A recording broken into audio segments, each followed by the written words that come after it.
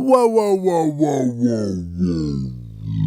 Stop that mix, rock stars. iZotope, Native Instruments, and Plugin Alliance are running the Summer of Sound sale right now until July 6. And I'm going to show you how to save even more and get a better deal than anybody else, so keep listening. We're talking 50% off products, updates, and upgrades, plus special hardware and software bundle deals. Right now, Native Instruments is offering 50% off all complete 14 bundles, as well as all individual instruments, effects, expansions, and upgrades. So don't miss their unbeatable hardware and software bundles, including machine and complete control keyboards. Over at Plugin Alliance, you can get more than 160 special deals on the greatest plugins, with some as low as $7.99. Just a few of my new mixing favorites are Black Box Analog Design, Townhouse Bus Compressor, Amec 9099 console, and Metric AB for referencing my mixes. Plus, there's tons of killer free plugins just to get you started. And finally, at iZotope,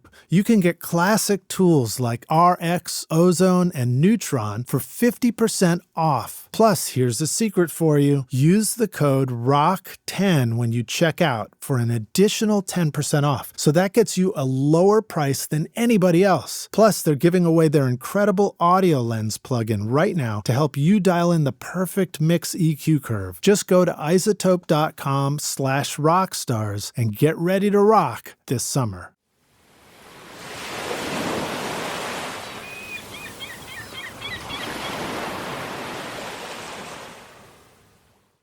This episode of Recording Studio Rockstars is brought to you by OWC, iZotope, Atom Audio, JZ Microphones, and Spectra 1964. You're hearing my voice right now on the JZ V12 microphone through the Spectra 1964 STX100D mic pre and C610 complementer with iZotope, RX, Ozone, and Neutron all recorded safely onto an OWC SSD and mixed on Atom Audio monitors. Please remember to check out our awesome sponsors using the link in the show notes. It's a great way to help support this show. Now get ready to rock. Giving someone just a folder of WAV files is kind of a recipe for something to go wrong when they play them back. And then, streaming from Dropbox, somewhere in the last 3 or 4 years just went from somewhat okay to just terrible. I mean, I almost lost a client because even though I said, don't stream the files from Dropbox, they did anyways. That's what really led me to find a service like Samply, and I actually worked closely with them to get it dialed in for mastering.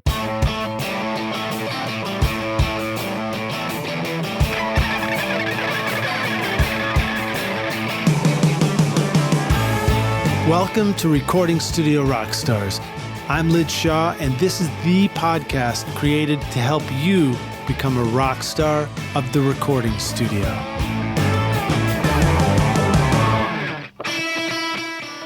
The JZ Microphone Vintage Series are built by hand in Latvia, featuring the patented Golden Drop capsule design for enhanced clarity that will give your recordings the classic vintage tone. Our friends at JZ Microphones have also come up with a special offer only available to Recording Studio Rockstars listeners. Use the limited time coupon ROCKSTAR to get 40% off the V67, V47, or V12 microphones. And to make this deal even better, they'll throw in a free shock mount worth $120 for a limited time at jzmic.com. Atom Audio can provide all your monitor needs, whether you are setting up a first-time home studio for recording music or podcasts, or a world-class full-size studio for professional mixing and mastering in stereo or immersive sound. Featuring the XART tweeter and custom DSP onboard processing, the new A-series monitors will perfectly adapt to your studio. Get the Atom Audio monitors and subwoofers that are right for you with an extended 5-year warranty at atomaudio.com. Howdy, rock stars. It's your host, Lyd Shaw, and welcome back to Recording Studio Rockstars, bringing you into the studio to learn from recording professionals so that you can make your best record ever and be a rock star of the studio yourself. My guest today is Justin Perkins, a mastering engineer in Madison, Wisconsin with Mystery Room Mastering, who's worked on remastering projects for The Replacements, En Vogue, Ol'Dirty Bastard, Busta Rhymes, Jason Mraz, and mastering projects for Michael Franti and Spearhead, North Mississippi Allstars, Tommy Stinson, Lydia Loveless, the Gaslight Anthem, G-Love, Screeching Weasel, the Figs, and thousands of other independent bands and artists around the world. Justin also masters nearly all the content for the License Lab, which is a library music company based in Milwaukee, Wisconsin, and does a monthly live stream for Steinberg Media to help both new and current users of WaveLab Pro get a better understanding of how to use it. He also has written a number of articles for the popular website, The Pro Audio Files, on the topic of mastering, preparing for mastering, and an overview of what types of master files you may need for various release formats. Check out episode 303 for our previous interview, where I talked with Justin about his background in mastering. And please welcome back to the show, Justin Perkins, to Recording Studio Rockstars. Justin, are you ready to rock again, dude? I'm ready to rock again. Thanks for having me back. It's a pleasure, man. Nice to see you again. We've included your playlist in the show notes, and it was really fun to go listen to the music you're making. You're working on a lot of really, really good music, and it sounds great. Thanks. That's one thing I do like about mastering is the variety. You know, it's all over the place, even within a given day or week. It's just not. Mastering engineers tend to not get pigeonholed into one genre too much like producers and mix engineers can. So yeah, it's kind of all over the place, and I like it that way.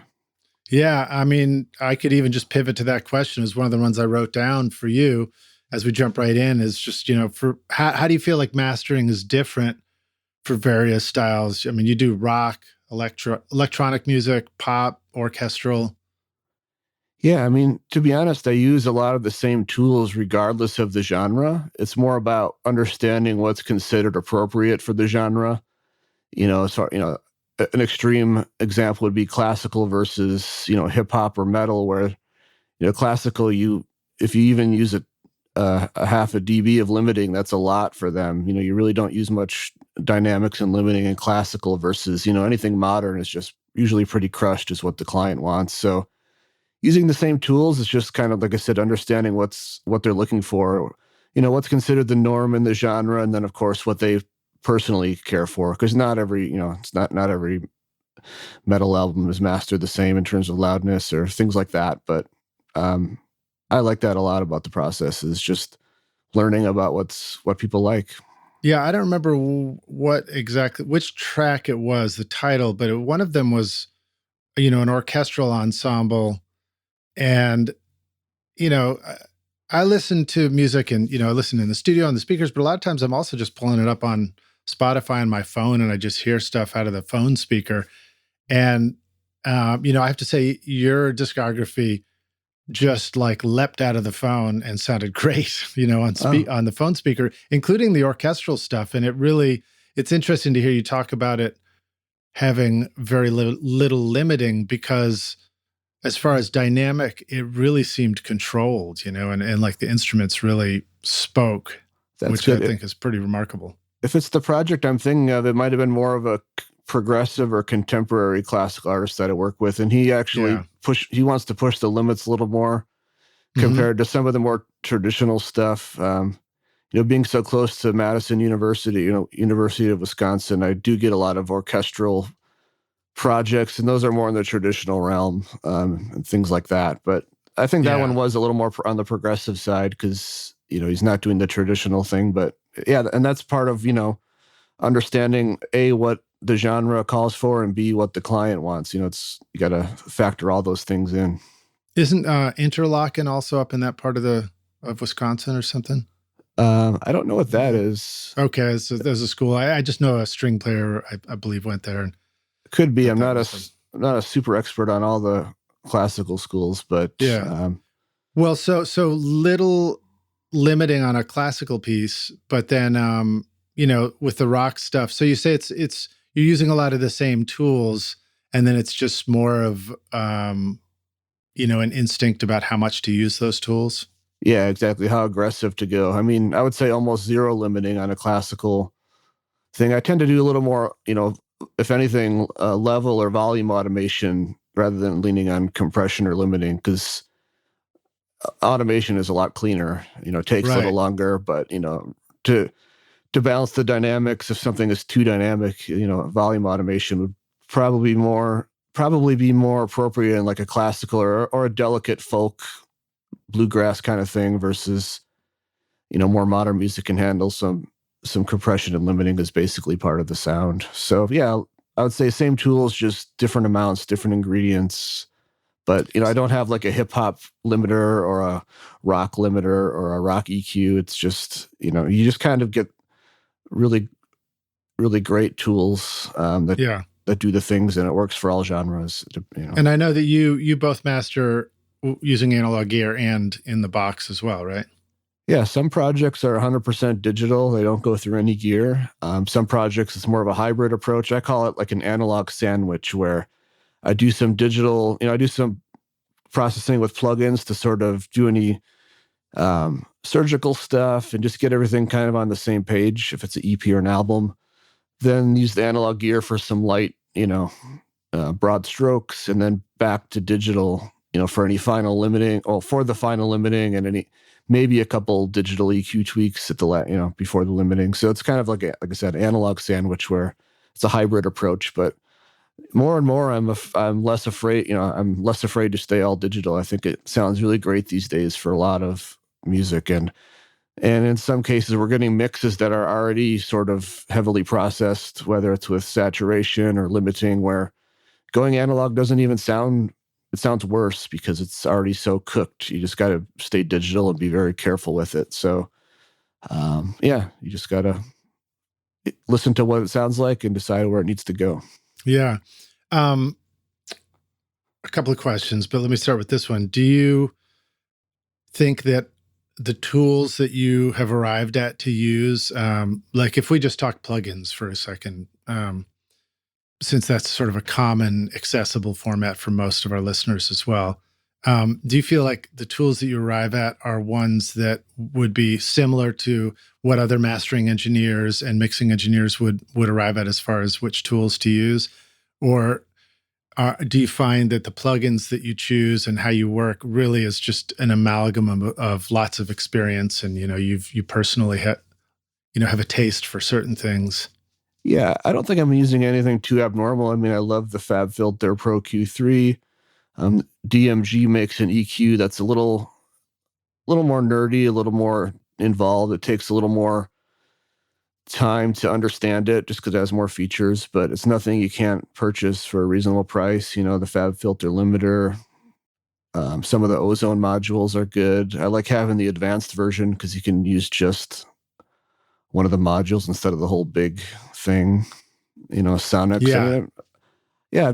I like to stick with what works for me, kind of the classics. I also use a software called WaveLab, which is a great mastering program, but it also is a little sensitive to third-party plugins. So in a way, I have to stick to kind of a core group of plugins that I know and trust, because I don't want to just try the latest new plugin and have it sound great on playback, and then when I go to render it, it has a glitch or something, and then I'm wasting time and trying to recreate it with my usual plugins anyway. So I'm careful when I add a new plugin to my daily workflow because I don't want it to cause problems. Right.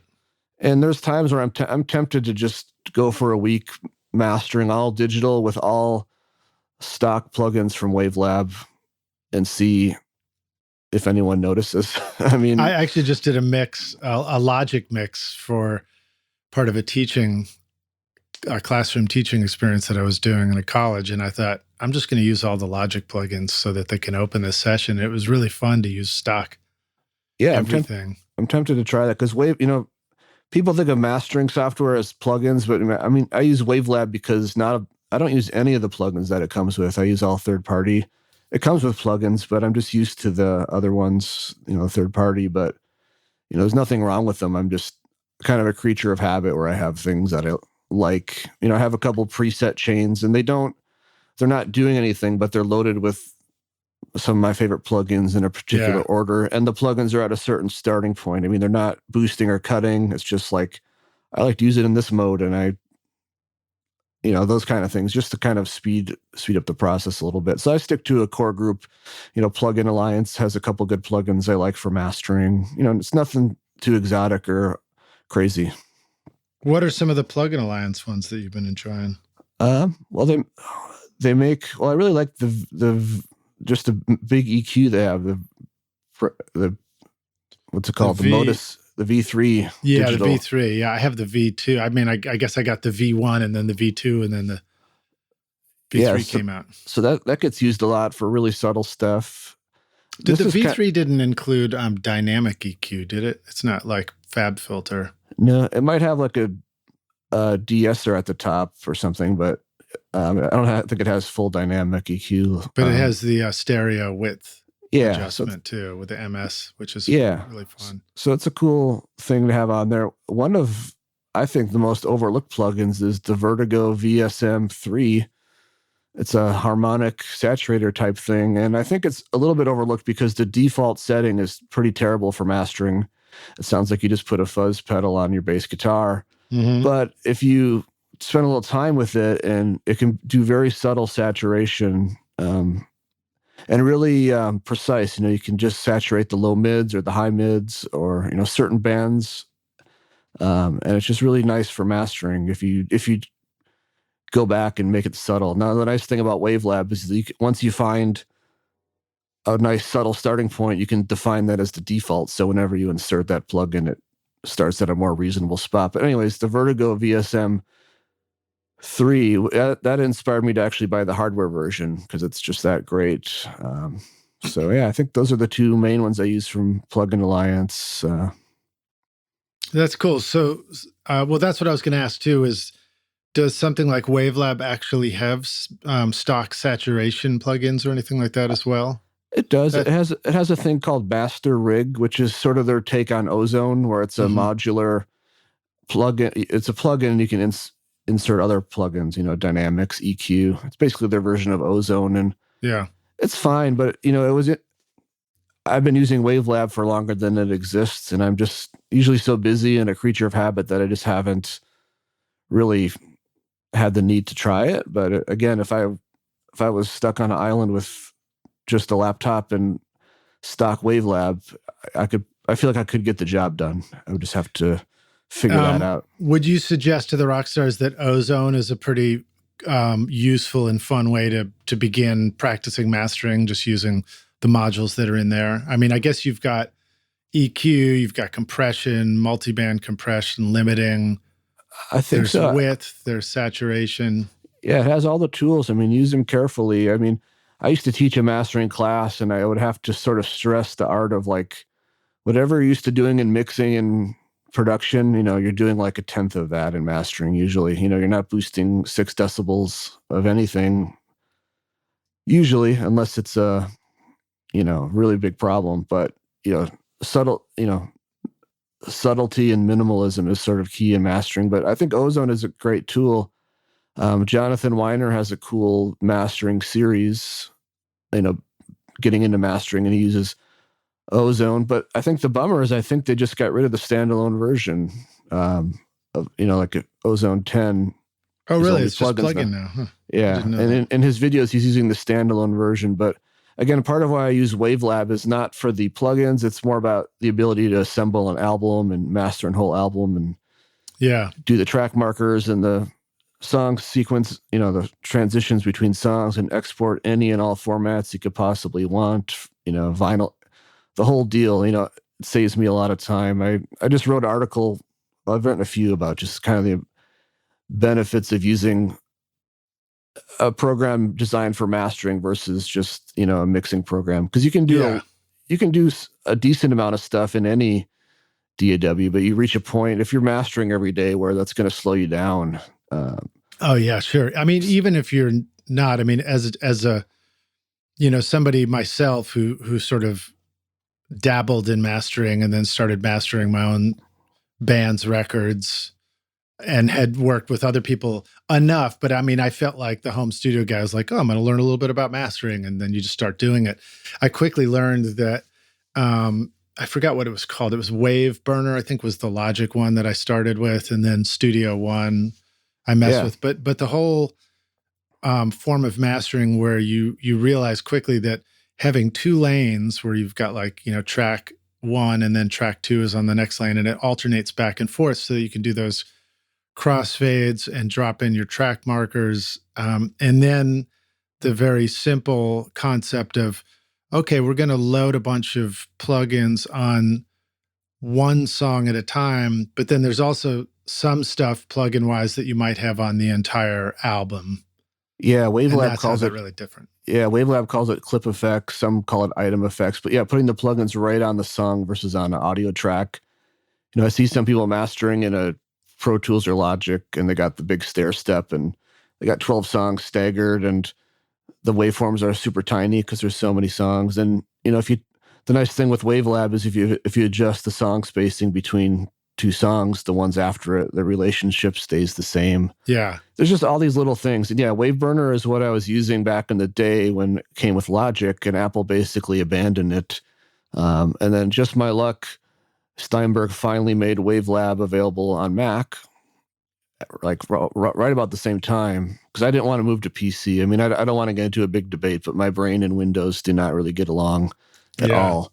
So I was dying for something great on Mac, and it was a little rough start, but it's Wavelab 11 is pretty great, I think, for if you're looking for a Mac-based, mastering thing, because so many people are, like you said, they're producing and mixing in Logic or Pro Tools on a Mac, and then they want a mastering thing, and you're not going to get a separate PC just for that. So, and yes, Studio One has the little project mode, which is way better than what Pro Tools offers. But anyway, I could go for a while on this, but that's what I use. That's cool. Well, so now another thing that happens when you're mastering is, you're putting songs together with spaces between them and markers, and you might be mastering a single, but a lot of times you're mastering a collection of songs, which is certainly where mastering has come from and evolved from. And in order to then show that to the people you're working with, to your clients, like, how do you do that? What's your way of mastering something and then sending it back? I mean, do you just send back sort of a collection of individual songs, or can somebody listen to the whole spacing and all that kind of stuff? Yeah, I mean, it's evolved a little over the years. Lately I've been using a combination of things, including a great new, I guess you would call it an app or a service called Samply, Samply. That's a great way for clients to approve their master on any device, as long as they have internet connection, any browser. And it plays all the songs in lossless audio, so it sounds good. There's absolutely zero space between the songs. There's no buffering involved, and it looks good. So, I mean, back in the day, I would deliver a folder of WAV files via some service, and that would just lead to problems. Thinking way back, clients would load in the files to iTunes or whatever they had, and not always, but certainly this has happened. The client says, hey, there's some distortion or something's weird, and then it turns out they have an EQ turned on in iTunes. Or they go burn a CD, this is a little outdated, but they burn a CD and suddenly the two songs that were crossfaded, there's a 2-second space, and they think there's a problem. So giving someone just a folder of WAV files is kind of a recipe for something to go wrong when they play them back. Yeah. And then, streaming from Dropbox, just somewhere in the last 3 or 4 years, just went from somewhat okay to just terrible. I mean, I almost lost a client because even though I said, don't stream the files from Dropbox, they did anyways. And their weird stuff was happening, and they were not happy with the master. And finally they downloaded it and everything was fine. And he was like, wow, I've never noticed such a problem. And I'm like, yeah, that's why I put it in the email. So now that's what really led me to find a service like Samply. And I actually worked closely with them to get it dialed in for mastering specifically, because there's a million services out there for mix engineers. But like you alluded to, they're usually focused on one song at a time, and they're not so concerned with the flow of an album. Mm-hmm. So at some point too, I started delivering a DDP. And for those that don't know, DDP is typically the file you use to get CDs made. Pretty much Yeah. any mastering program can export a DDP. I'm not sure which one it is, but I think one of the P's stands for pain in the ass, because I tried to mess with those in the past too. And I was like, it took me, I had to go through a whole bunch of self-educating just to even figure out how to like play it and listen to it and get an app for it and all that kind of stuff. And well, that's the thing, and I'll try to make it short. But I mean, if you're using a mastering program, it's just as simple as exporting waves of each song. You know, when I get to where I'm happy with it, whether I render a WAV file or MP3 of each song or DDP, it's the exact same amount of time and effort to render a DDP. And even though CDs are quote unquote dying, I still send a DDP with every project that's 2 or more songs, because I have a nice, made by a company called HOFA, HOFA. You can make the DDP with any mastering software, and then they make a player that gets kind of embedded in that folder. So it's fairly easy, but still clients have to download the zip and unzip it and find the player. It's I wouldn't say it's hard, but we're getting to a point where clients don't really have computers anymore, or at least computers that they're on all day like us engineers are. So the DDP was kind of a nice foolproof way for people to listen, because they couldn't change the track order or the spacing or screw it up. It was like you either listen to it in its own app that has very little controls to screw things up, or you can and they burn weren't the CD. going to stream it off of the Dropbox either. Yeah, so that was a nice way to sort of sandbox people into listening to it correctly. But like I said, more and more younger clients, especially, they just don't have computers, or they're like, they're not on it. Or I'm sitting in front of a computer all day, so it's hard for me to relate. I mean, I get it, but anyways, I think as engineers, we forget that not everyone's at a computer all day. Not everyone's computer savvy. So I have no affiliation with this company or kickbacks, but I had a lot of meetings, and some other mastering engineers have been working with them too to help get it really dialed in for mastering approvals, where, again, it's one click of a link, it takes you to a page. All the songs are in the correct order. That's referring to Samply again, right there? Yeah, Samply. So when I send out a master, I still send the DDP for those that are ambitious, but Samply's the really foolproof, easy, because you can do it on your phone. So many people are out and about when they get their master. They want to hear it on their phone in their car where they normally listen to music. So it took a little while to find the right company to do it. But again, it's lossless, gapless. You can put the nice artwork. There's so many companies that will stream lossless audio, but they don't think about the playlist aspect of it. There's one, I don't want to name any names, but, it'll play a list of songs, but it buffers for 1 or 2 seconds, and that's just not acceptable for mastering, because we're really dialing in the flow. And when you think about it, the photography industry kind of has it figured out. When I used to get studio photos taken, or even like for our wedding, our photographer, they sent us a link to the photos, and it wasn't a Google Drive or Dropbox link. It took us to a web page that was kind of like a virtual photo book, and it looked good, and it was a nice experience, and we could mark which photos we liked and which ones to retouch. And so I think there's a big difference between the approval process and deliverables. Yeah. When the project is done, I send a handful of Dropbox links to all the various formats, high res, vinyl sides, MP3, they get a bunch of stuff. But for the approval process, it's Samply's been a great tool for just seamless. It's made my life so much easier, whether it's a single, or EP, or an album, because there's no more weird things that happen where the sound changes or the space they can hear. I think clients really like that when they bring it up on their phone, it looks like a legit release that they'd be streaming from a streaming service.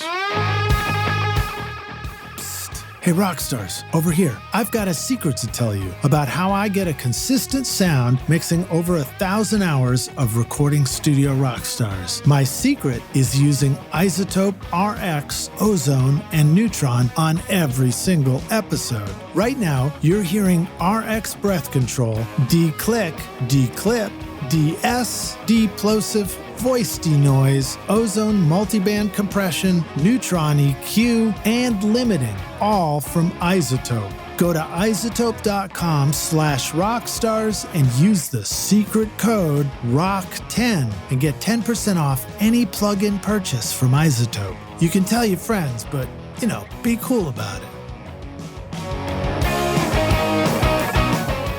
My recording studio is proudly powered by OWC, and I love how it's improved and sped up my workflow. OWC can connect all your audio work drives, trackballs, mix controllers, MIDI keyboards, audio interfaces, displays, or cameras so that you can work fast and focus on making your best record ever. Go check out the Mini Stack STX, Thunder Bay 4, or Gemini Thunderbolt 3 dock at macsales.com/rockstars to find the perfect solution for your studio from OWC. And I think actually Samply will accept all, a variety of file formats now. So you probably could deliver high-res stuff as well and folders and all that. But I use it a bunch. And of course, to be transparent, Samply has been a sponsor on this podcast.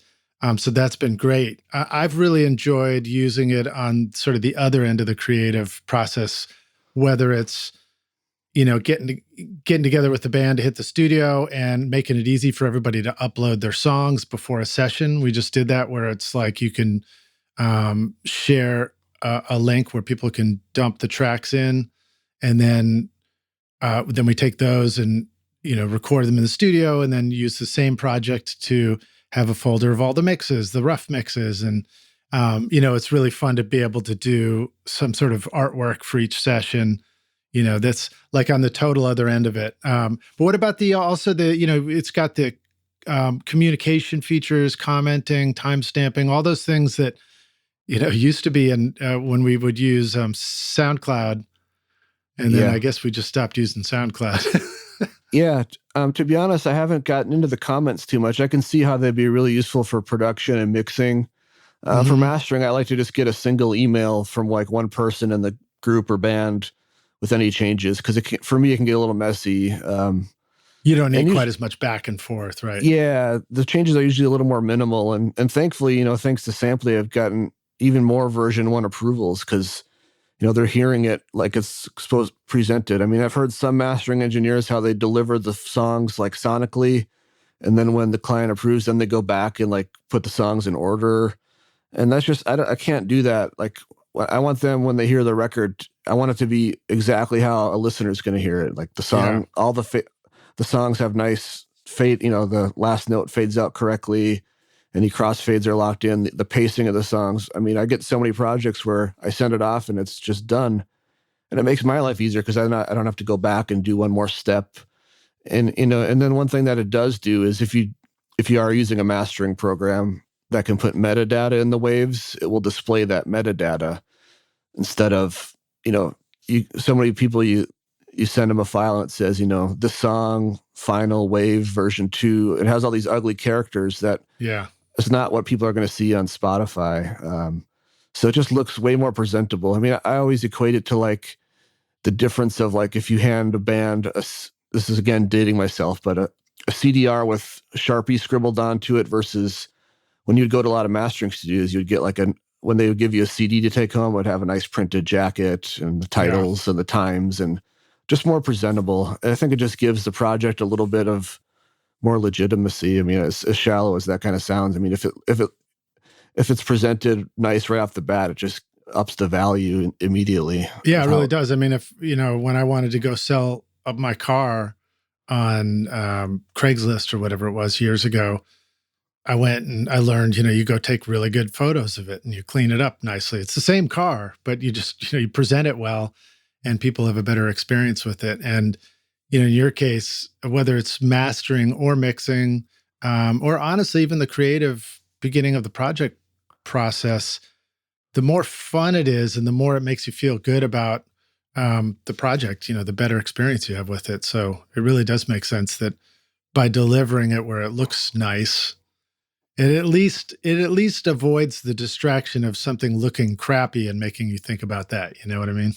Yeah, and I mean, I've had that happen. I sent out a project and the client asked if I usually ask for the artwork, but anyways, he's like, can you add my cover art?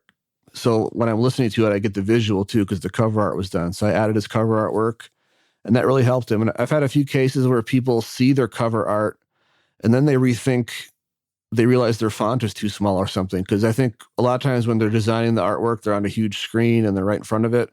they don't often think, how's it going to look on a phone when someone's, the artist name is too small or it doesn't look right. So it gives them a chance to kind of preview their artwork too.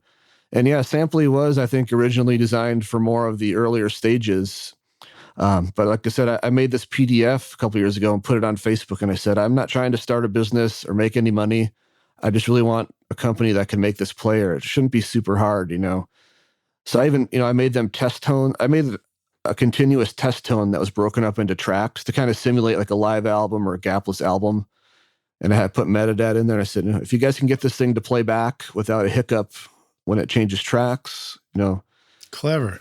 So they spent some time just getting that thing to play back without any ticks or pops, between the tracks. Because, if you have true silence between songs, like most albums, even if there's a tiny tick, it's not going to be there because there's silence. But when you get in, maybe I just do more albums than most people that have kind of overlapping songs where, one song goes into the other, or live albums. So again, for mastering, it just made my life so much easier to just have this nice tool. And then for the engineers listening, you can put your little studio logo at the bottom. Right. You can send a branded link. Yeah, which I think is cool because inevitably bands are going to probably share it with their friends. Say, hey, here's our record. You want to check it out? And then if other bands are getting this nice looking link, it sounds great and it has your studio at the bottom. That's about as good as credits as you're going to get these days in the world of streaming. That's pretty lackluster with credits. So I just think it all helps. Yeah, that's a good point. I was going to add to that. I had it. I've been using it to deliver mixes and projects to clients I'm working with as well. And I had a band that was in, and it was just like rough mixes from the session. And we had finished the session, and this was like months later. And I just was cleaning house, and I, had removed that one player from my Samply account because I was, working on other stuff. And then I got a message back from the band. They're like, hey man, do you still have that link that we were, using? So it turns out that from the band's perspective, they loved having this little player of the tracks in the project they were working on with the logo, with the band logo on there. And it made me realize that, you've got, when you're working on a project, for a lot of us, there's a long period of time where we don't, before it's released on a Spotify link or whatever streaming link that you're using. So it's really valuable to actually have a player that looks great, that you can share with your friends, and that you can, listen to yourself and then play it in the car and just be able to hit play and have it play right through the tracks in order and all that kind of stuff. Yeah, and mastering is pretty fast-paced and predictable. One thing I got them to add is the auto expiration of players. So I have it set for after 90 days, a player expires, because for me, It's super tedious to go back and delete old players. They stack up so fast in mastering. You're sometimes creating a dozen in a week sometimes, and it just gets really... So anyways, they got the auto expiration that you can customize, but I have it set to 90 days, and I have this is part of my email template now, but I tell them, after the project is approved, I turn the downloads off so that if they want to share it with friends or family or promo, people can stream it, but not download it, and it's active for 90 days. If they want me to extend it, I can. I don't charge them for that or anything. I can extend it longer if you need before the official release, you can add a password if they want that, all sorts of things. And yeah, I've definitely had clients use that, in that kind of gap in between having it finished versus the release. Because, people can use SoundCloud, but SoundCloud can sound pretty terrible, and it doesn't. Oh yeah, that's not where you want to listen. Yeah, and I think they even added like something where you can embed the player, and so if you have a website for your band, or if someone writes an article about your record, they could embed the player in the article. That's great. Yeah, and like you said, you can use it for delivering any files. I just have such a history with Dropbox for all my outgoing stuff that I'm just sticking with that, because with master, I think it's different for mix engineers when you're delivering like the mix, but with mastering, we got different formats, resolutions, instrumentals, vinyl sides, CD, the DDP. It can really just get messy. And I know, everyone has their own favorite file sharing, so I don't want to turn into that debate. I like Dropbox because it syncs with, the Mac Finder. I never actually go to the website. And I think where Dropbox gets a lot of sort of hate is because people use it incorrectly. They do folder shares when they're just trying to send you one file. It's like, I don't need your whole just please send a direct Dropbox, like a direct download link. So, I mean, I use it. I love it because it's just part of my Finder. And then, I have, for outgoing stuff, I have a folder for every month. And I just, when something's 2 months old, I just unsync it from the computer so I don't have to look at it, but it's still there, and I have Dropbox Unlimited. So all the links still work for my deliverables, because that's the other part of mastering is people come back looking for their files months, years later. And I've been doing it since 2015 now. So any set of deliverables that I've sent out, the links still work. So nice. As long as people can search their email, they can get the files. And if they can't search their email, I can search mine and just resend it. I don't have to re-upload anything. It's just, but yeah, if you want to use Samply for all deliverables, I think you can. And they even have like an upload portal now for clients to send you just. Yeah. Yeah. We just used files. it. So that's how I got the band to send in the songs before the session, upload all the tracks we were going to do. And then I was able to just organize those. And then also even the photos and videos after the session, all the recall photos, I just threw them right into the project folder. Here's cool. Here's an idea, Rockstars. So on your next release, you could potentially take that Samply project, share it around with everybody, because anybody can leave comments. So you could ask everybody to comment on the songs. You could start collecting quotes for your album, getting it ready for the release. Yeah, for reviews and things like that. That's a great idea. I mean, that could go on forever, but the overarching theme is, Samply has made the approval process just so much easier. And I know nobody wants another subscription per month, but I just think it's really important to step back and separate, the approval process versus deliverables. Because as engineers, we're used to getting ugly Dropbox links and downloading it and putting it in Pro Tools or some suitable software, but the average client is just, something's going to go wrong, and they need their handheld. They need it, presented in the best possible way where nothing can get screwed up. I see people sharing, I just got my masters back, and they're streaming it. You can see they're streaming it from Dropbox in a web browser. And I'm like, that just probably, not only does it look not great, it probably sounds terrible. I mean, I just think you're really not doing yourself justice. Work so hard to get it to sound great and then present it where it sounds terrible. It's not going to work. And I think some older engineers are still like WeTransferring. And again, I'm not trying to knock WeTransfer, but last I checked, you have to download the file. I'll knock it. I tried it. I hated it. Yeah. I mean, it's fine for one-offs, like send it and forget it, but someone's going to try to download it on day 22 when the link expired, and you got to redo it anyways. But my other point was, last I checked, I don't think it really plays files like from any device. Like if you get WeTransferred something and you're on your phone, I don't know if it's going to play that file. It's certainly not going to play it in order and all that stuff. I can tell you what happens every time when I try to use that was that somebody would be like, I'd say, did you ever send it? Oh yeah, I sent it a while ago. Never saw it because it doesn't come in from the same email. It comes in from a WeTransfer or something, and it just gets lost in an inbox. Whereas with a Samply project, you can text that link to somebody. You can send the email yourself with the link in it. And it works great. And then of course, just the fact that it plays back at high resolution, I really hear that. Even in the car, even Bluetoothing from my phone to the car, I just completely hear a total huge difference. Well, that's the thing. Bluetooth is a layer of, lossy audio, but if you're starting out high res, it's really not a big deal. But think about it. If they're streaming from Dropbox, that's a reduction.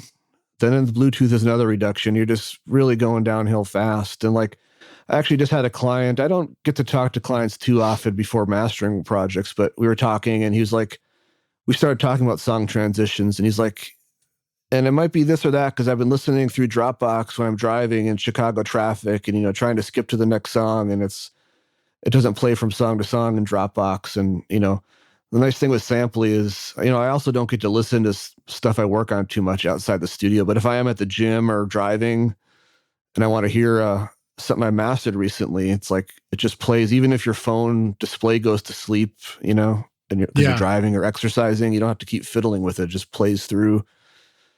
So I just think making the user experience, and they're always working on it and improving it. But again, they are changing things fast, which is cool to see. It's improved my life so much because there's just so much more to mastering than the stereo processing. Like a guy that I work with a lot, someone else mastered a project that he mixed, and the guy just delivered like a folder of waves in alphabetical order. And they're like, well, can you put the songs in the order that it's supposed to be? Because that's also mastering, all these little things. So it's really fine-tuned for those looking for a good mastering approval player. And then it's up to you how you want to do all your deliverables. It's getting more useful for that too. So can't say enough good things about it. Yeah, right on. Hey, rock stars, are you recording your own music or other people's music in your studio, but you're having trouble getting your mixes to sound great? Do they sound kind of weak or distant or lack punch or clarity? Well, I've got a gift to help you take your mixes from sounding like basement demos to sounding a lot closer to professional mixes. And it's my free introductory course called Mix Master Bundle. This course shows you how to get pro sound with your mixes from your home studio using free plugins and Pro Tools. And the best part is that these fundamental mixing techniques will work for you in any DAW, whether you're in Logic, Cubase, PreSonus, Studio One, Reaper, or whatever you're using. If you're ready to make your best record ever, then go to mixmasterbundle.com and get started now for free. And you can find the clickable link in the show notes of this episode. Rockstars, if you do go check out Samply, make sure to use our code. We have a coupon code RSR20, and then RSR. Sometimes we're changing it out too. So RSR20 will get you 20% off the first 3 months, and that may have even changed by the time this comes out. So, but do let them know that you heard about it here too, because I think it's great, and they want to know that they're getting their message through to you. So very cool. Let me ask you, what else did I want to say? Oh yeah, the features of these might be more interesting for mix delivery, but they also have level matching. So in the same way that you can do reference tracks, in a session when you're mixing, and you can level match one mix to another, they do that internally now with Samply, and it plays them in sync. So if you've got like 3 to 4 mixes of a track, you can have them sort of stacked on top of each other as one song in the Samply project, but then you can select which version of the mix you're listening to. And I found that really fascinating to be able to like flip through from the rough mix to the final mix while I was in the car and really get a sense of like, oh, shit, did we just make this song better, or did we, screw it up and make it worse? Is that something, I don't imagine that comes through in mastering as well, but maybe it does. Maybe you're flipping between different master versions of a song. I haven't yet. I think that works well for mixing, and this is something I want to work with them a little more on if I get time. But, in mastering, we're so often thinking of it as a full project versus just focusing on a single song. So I would like to get to a point where, within a mastering player, we can have version 1, version 2, and have them, flip between the entire album master. Yeah. In real time. Because sometimes it's like, you send version 1, they're like, we love it, but can you make it a little louder? And it kind of depends on the nature of the change, whether I make a second player so they can compare kind of on their own manually, or if I just delete. Sometimes it's like we're changing the song order, so then I obviously just delete the first. I keep the same player so the link stays the same, but I upload the new files in the different track order. But I do think there's a little room for improvement on mastering A/B comparisons, but I know they got it really dialed in already for just at the mix level. Yeah, for cycling through. But for me, and hopefully the changes that I'm doing in mastering from version 1 and 2 are not super drastic, because if they are, there's either a communication or expectation problem somewhere in the process. But I can imagine it would be fun to hear like the rough mix versus the final, because it can be pretty transformative. Well, because as a creator, I go through just constantly go through self-doubt. I mean, we all do. So I get excited about something, and then I'll have the self-doubt moment where it's like, it used to be good and now it's not good, whatever. Right. Probably same feeling looking in the mirror some days. But yeah. But like, ability to hear it and then go, okay, well, there was the rough, and that's got the thing I liked. And then here's the mix. And I'm like, oh, okay, I did make it is clearer. It's like the lead vocal and the snare speaks a little more, and, and then you're hearing it level matched. And so it's like, I'm not getting fooled by just louder. And I don't remember whether you can turn the level matching on and off. I'll have to double check that.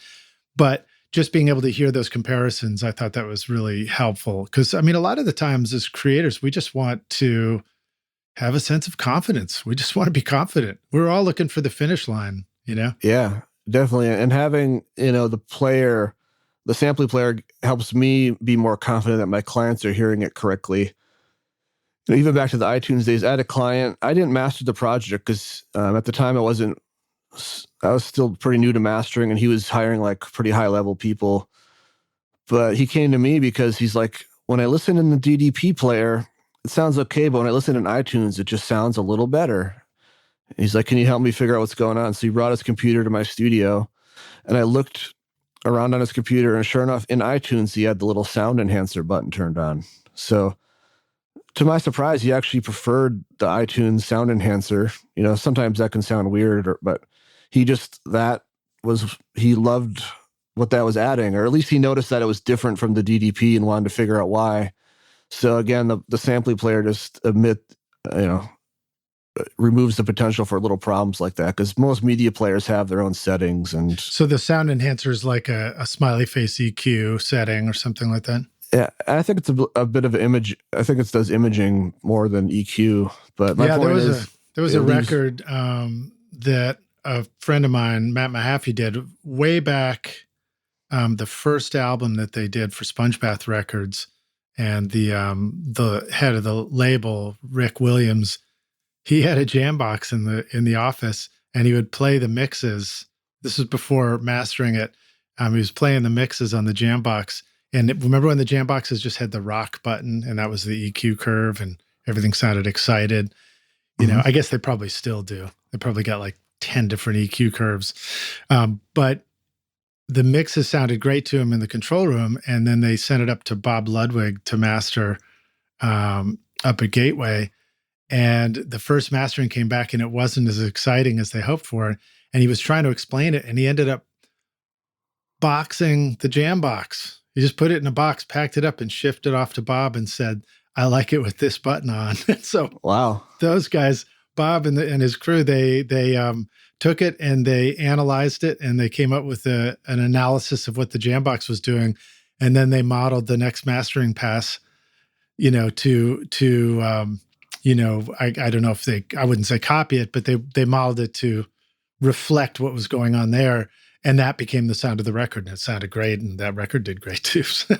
Interesting. Yeah, whatever works. People can get attached to strange things like that. So yeah, just having the confidence that they're hearing it accurately, and that nothing's going wrong was my main goal with helping Samply get the mastering. Because like I said, there's tons of players that'll stream lossless audio, but getting it really for mastering engineers, they took that request seriously. They saw like a niche market, because there was just nothing for mastering studios.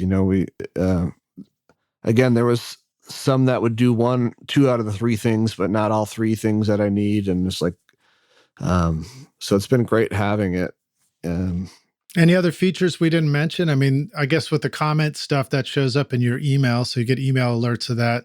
Yeah. Maybe it's just my OCD-ness, but I just love how clean the players look, because it doesn't show the file. It can show the file name if it has it, but you can also toggle it to show the metadata. So it's just the artist name. And that's all. It's little things, but it's like, file names, it's not always a good idea to put special characters in a file name, like a slash or accents. Things can go wrong downstream.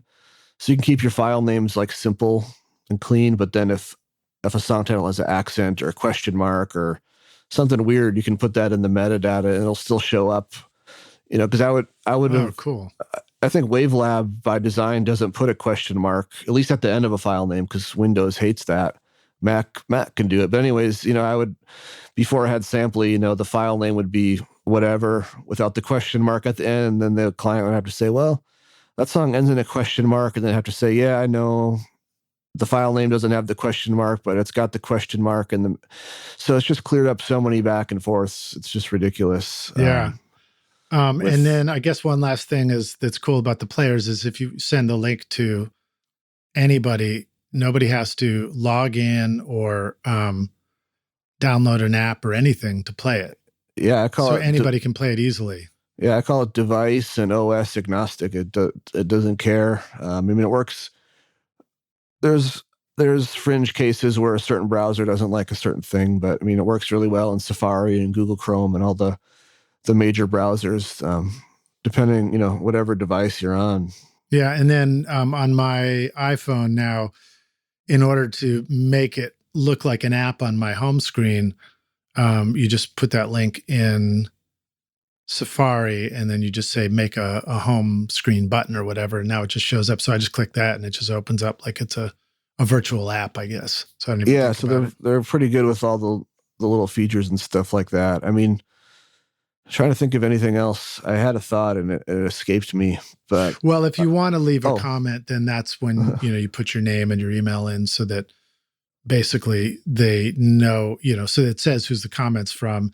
And then when there's a reply to the comment, they'll send you the email too and let you know that the reply came through. So It is a really cool tool for getting a group of people to be coordinated and organized with the communication and everything like that on an album.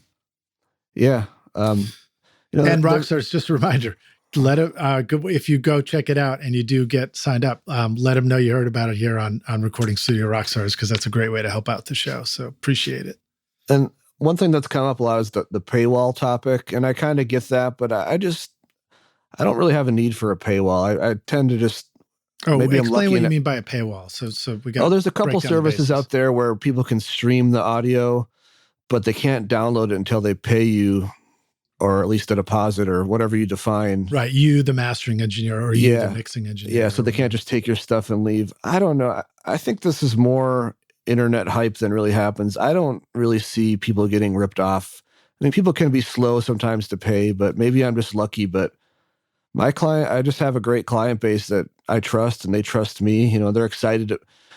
I don't send an invoice till the project is approved, and by that time they're really excited because they love how it sounds, hopefully, and they're excited to pay you. And I don't really like the vibe that a paywall sets up for, it's kind of automatically says, I don't trust you.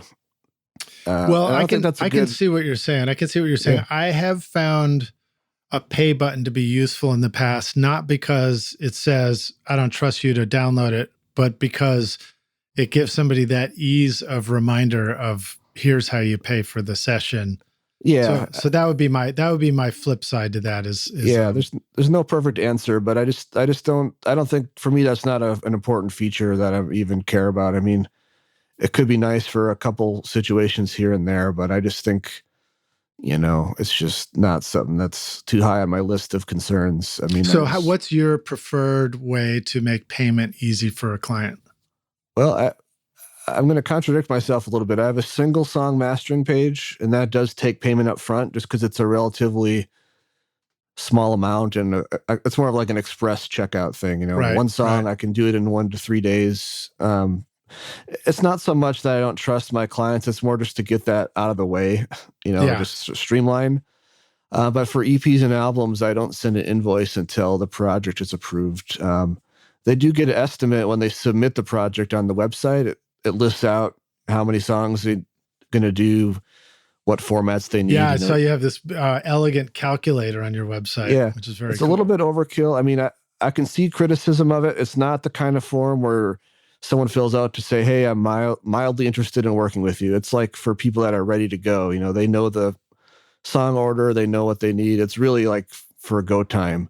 But so it'll tell them how much it's going to cost. And then I don't send that invoice until the project is done because, for one, things can change a little bit.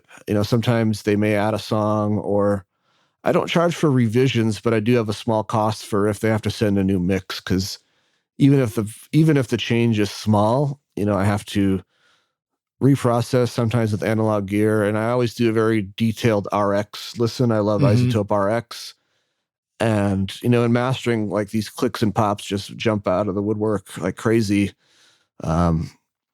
And I remove all that stuff that I think is distraction. I mean, you don't want to remove anything musical, but anyways, even if the mix change is small, it's a lot of redo work for me. So I don't charge for revisions, just new mix files. So the price can fluctuate a little bit. I just like to send an invoice when the project is done. It's a little bit like getting handed your dentist bill when you're sitting in the dentist chair. You're already in pain from the procedure.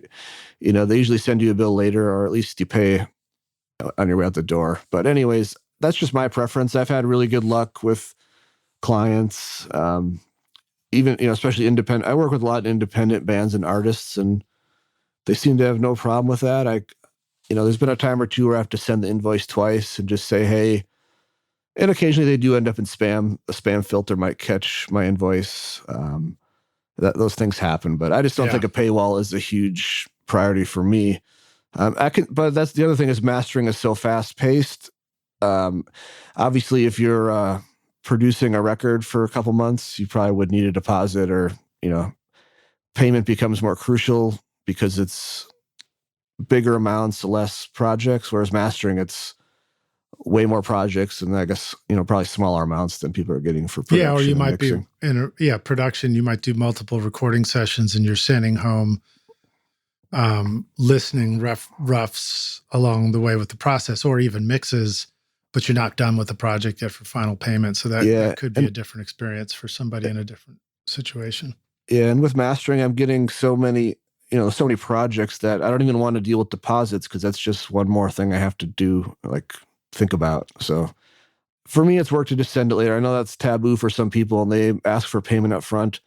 I also don't like payment up front for bigger, EPs and albums, because then I'm sitting on someone's money, and then I feel pressured if I get a little bit backed up or slow.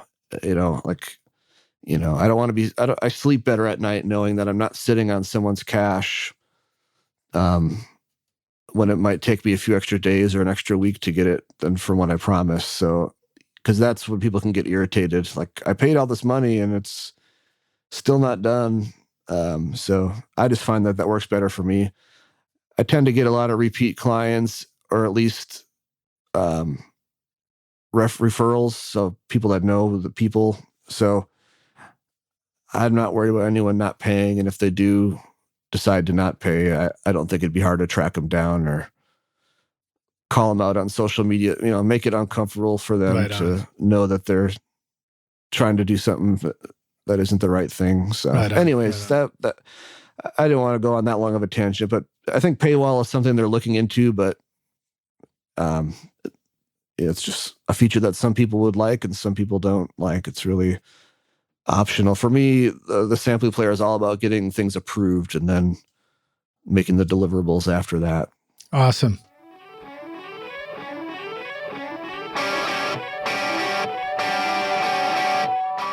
Atom Audio introduces the all-new A-Series line of monitors, featuring the XART accelerated ribbon tweeter design, built-in DSP-based room correction, and speaker voicings, allowing you to customize your Atom Audio monitors to fit your control room. The A-Series will rock in any studio. Small studio spaces or immersive multi-speaker configurations are perfect for the A4V or the new A7V, the next generation of the incredibly popular A7X. Mid-sized rooms and narrow spaces will love the low profile of the A44H, expanding on the A7V sound, or the A77H, a true three-way midfield monitor delivering rich, spacious sound. And bigger studios will love the A8H, a three-way speaker and the pinnacle of the A-Series that delivers extremely accurate sound required for critical listening environments. Get the Atom Audio monitors and subwoofers that are right for your studio with an extended 5-year warranty at atomaudio.com.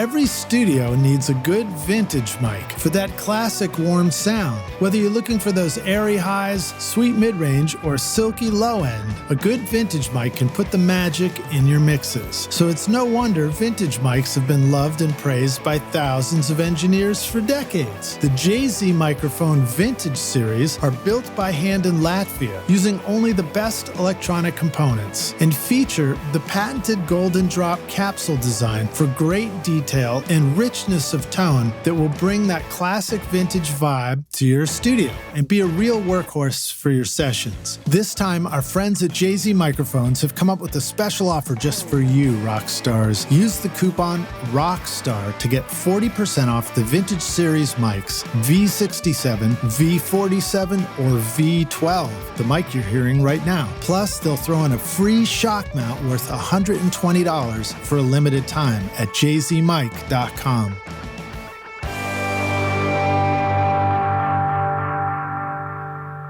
Rockstars, we're back now for the jam session. My guest today is Justin Perkins, joining us from his studio in Madison, Wisconsin, Mystery Room Mastering. Justin, are you ready to jam, dude? Yeah, let's transition into jamming. I appreciate rocking. the seriousness with which you answer my question, which I actually don't even know what it means when I ask people to jam. But I have a pretty dry sense of humor, I guess, if you can even call it that. So right on. But I know we talked about it a bunch last time, but I love Madison. I spent months there at Smart Studios, downstairs in the downstairs studio, and have a real appreciation for the scene up there. What's it like? What do you want to say about where you are and the music scene?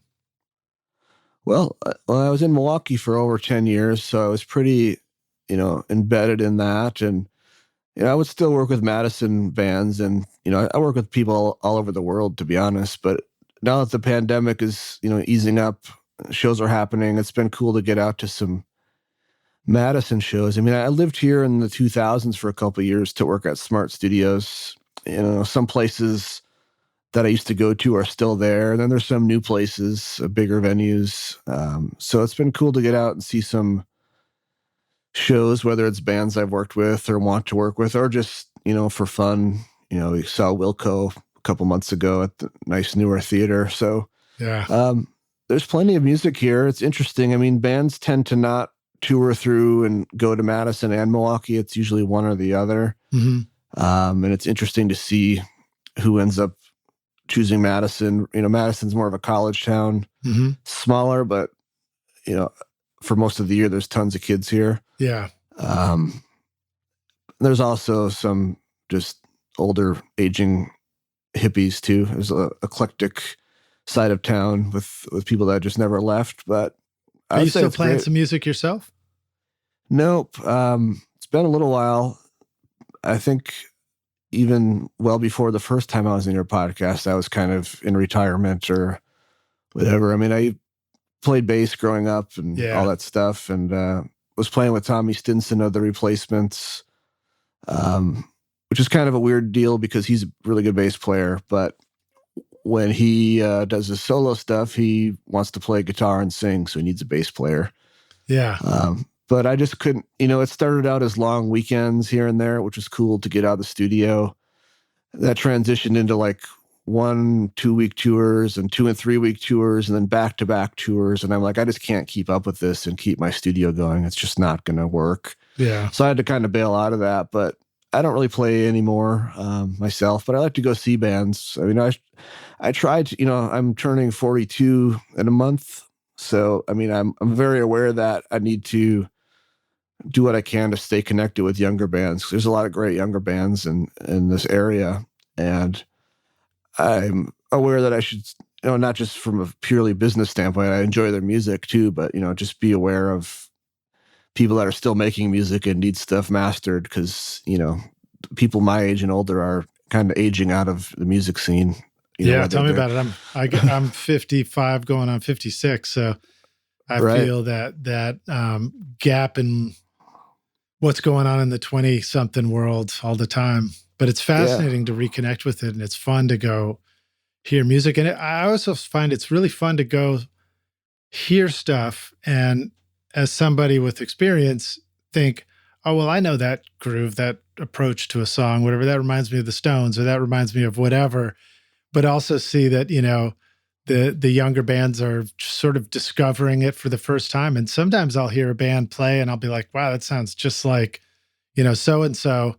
And they've never even heard of that band, Yeah, it's cool to see. And, there's a lot of younger kids kind of discovering the Replacements. And I've done so much reissue work with them now. That helps the resume a little bit. But, last summer there's a great independent record label. They had their 20th anniversary festival, a whole weekend. Tons of bands flew in that have been on the label. And that was a great sort of reunion of people that, haven't seen each other in a while. Good way to reconnect. And also, like you mentioned, younger musicians that have heard of bands but haven't had a chance to see them yet. It was just a great experience. So I do try to get out to as many shows as I can with my earplugs, of course. So there's really no shortage of music in Milwaukee. Still, for me, less than a 90-minute drive. And moving here, that was a decision to make, but I was like, 90 minutes is a drive across town in New York City or the Bay Area or 5 miles in LA. Yeah, exactly. So it's not like I can't get back to Milwaukee if I ever want to for a show or something like that. Yeah. So tell us a little bit about some of the remastering. You did Can't Hardly Wait by the Replacements. It's in the show notes in the discography playlist. And it sounds killer. It sounds great. And it made me think, I didn't go listen to the original digital master. I'm not even sure if I would be able to find it easily or not, but I can kind of picture it sounding, maybe brighter and brittler or something, the original. Talk a little bit about a remastering process, if I'm getting that accurate, that's one of the ones you did. And then, is it possible that an original mastering of a record was appropriate for the times and the medium, and remastering it, closer to today has a lot to do with the new way that we listen to music? Or do you feel like your remaster would also sound great, even pressed to vinyl, just like the original was? Wow, it's funny you mentioned that one, because that one has a more interesting history than some of the other remasters, because that was one of the first all digital recordings that was done at Ardent Studios. Oh, cool. So Jim Dickinson, a famous producer, did that record by the Replacements. It's called Pleased to Meet Me. They had just gotten the digital, I think it was a Mitsubishi digital 32 track. And he apparently, he's passed away sadly, but I worked, his son Luther in particular had some comments about how to approach the remaster, because his dad was apparently never happy with the CD master. But when you think about it, digital recording was new and CDs were new, both at the same time, digital multi-tracks, I should say. So I think they were kind of using their old tricks that they would use that worked well to analog tape that didn't necessarily work well to digital. Because one of the things I battled a lot was the vocal sibilance was pretty intense. Like a lot of the S sounds were just super loud when you really listen to it. And I think they could probably hit the tape like that because the tape would soften the S Now, when sounds. you say when you really listen to it, are you talking about listening to the original digital master? Yeah, if you go back and listen to the original digital master, which is available still on most streaming services, they usually still have those if you dig. And that that would have been one of those, I mean, mastering everything to CD had this, that was right at the height of it, really. That was late 80s. I think it was 86 to 87, somewhere in there. Yeah. I was in college in St. Louis and that record came out and we were rocking it in the car. The original CD is very quiet. And one thing I always do when I get a remastering project is try to track down the original, whatever it was, because a lot of times what you get to work from, you have to verify that it's the correct mix versions, that it's the best source, and then like reassemble, even for down to song spacing, I always track down the most original copy I can to reference to make sure I'm getting it right. Because the original copy is probably closest to what the artist wanted in terms of those details. Yeah. But for this record, they kind of encouraged me to make the low end a little more solid, take some of the brittleness out of it. I couldn't really undo the 80s reverb, but I could at least tame it so it wasn't as shrill on the sides, the high end of the side channels. So I really did a little more heavy-handed approach than I might a normal remaster, not in terms of loudness, but in terms of tone shaping, because a lot of remasters get criticized because they're just extreme limiting. The original master was done before limiting was so notorious. Yeah. So, a lot of these classic rock albums, people hate the remaster because it's just crushed and sounds not, and that's kind of A&R record label lack of communication stuff. So I didn't crush it. I was very aware of not crushing it to get those kind of comments, but I did get, like I said, I got comments from Jim Dickinson's son and some people involved with the production side of the box set to sort of, I guess I hate to use the word warm, but just make it less digital sounding. Right. Because there's an edge sometimes to those older records when in the digital format. And I always attributed it to, well, I didn't know what to attribute it to, but I attributed it to maybe some of the lack of digital, quality digital tools at that point. For transferring something over to digital. But it, the other part of my question, which I didn't know if it's too rhetorical, if there is an answer, but did that kind of edge to it, did that exist on the vinyl records and pressings at that time for records made in that time? No. And how do you think that your remaster would translate to vinyl? Do you have any thoughts about that? I don't know. I would like them to do it because the funny thing with that box set is it has a vinyl component, but for the vinyl, they used all alternate versions on purpose to sort of create an alternate, because their thinking was the fans already have that record on vinyl multiple times. Why? Let's give them something unique on vinyl. It's like all the same songs, but like rough mixes and things like that, just for a fan experience. So I've never heard, I hope that if they repress it on vinyl, they use my new master because I'd like to hear it.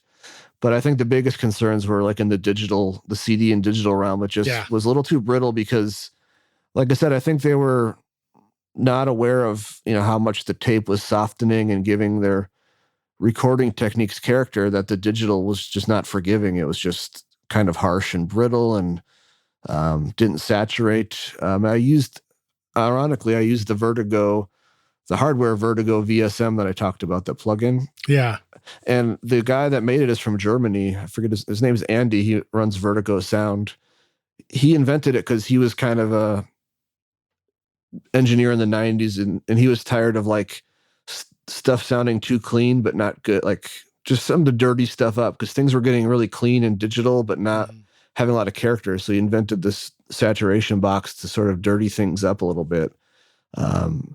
And it's not like the Decapitator where it's like all or nothing. The Decapitator plugin's cool for like fuzz bass and fuzz vocals, but not something you're going to put on a mix. This is way more refined where, like I said, you can hone in on certain bands and saturate them really subtly. It's one of those things where like you may not notice it, but if you take it away, you're like, oh, we should put that back on, kind of thing.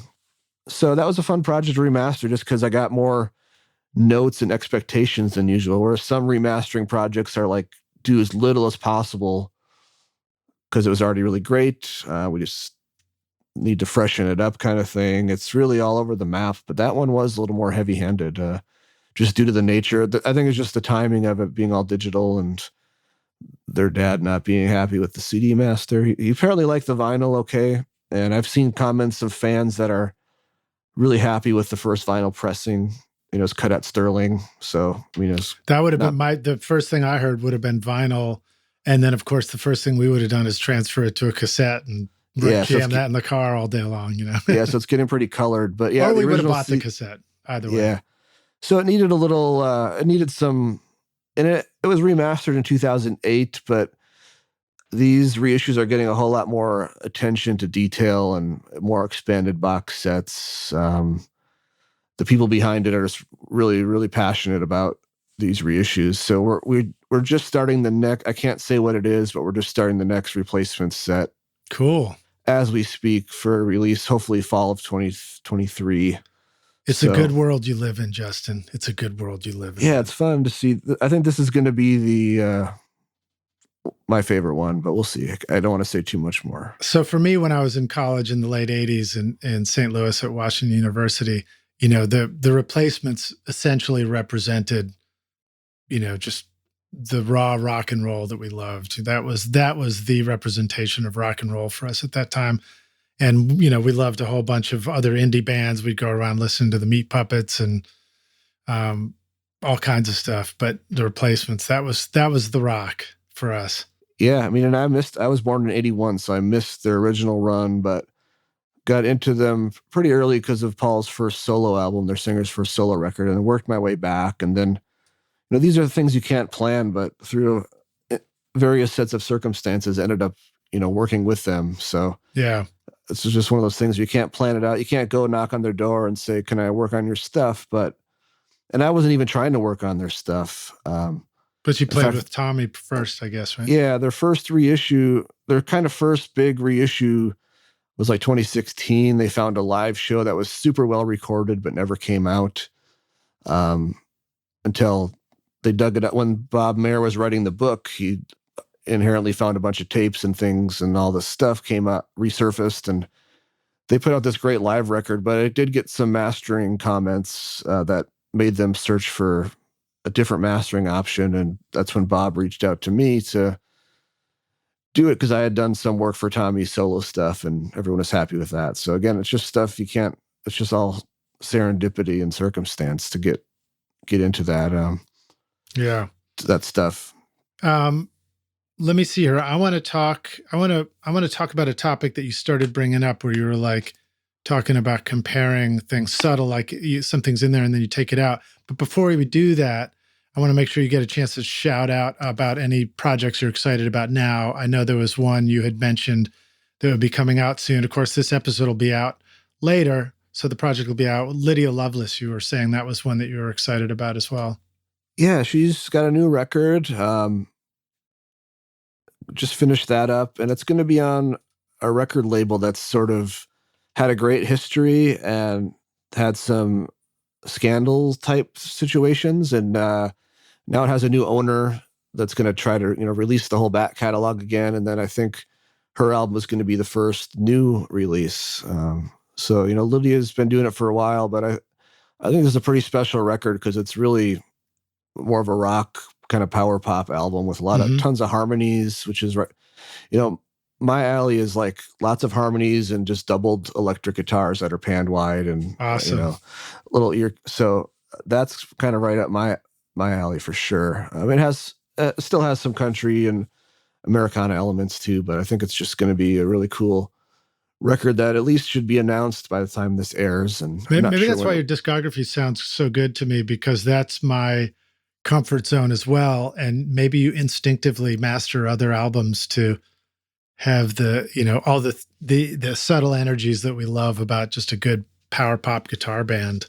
Yeah, I mean, that's kind of what I grew up listening to. And of course, you know, I do all sorts of stuff now, hip hop, R&B, but I just like to make sure, I don't know, I mean, it sounds dumb, but just that you can hear everything that you need to hear and that it's translating well, because usually, you know, sometimes I get a mix in and you kind of tilt your head and wonder what they were going for and what they thought they were hearing in their control room. But then usually after a little bit of work, you start to uncover the song that's there.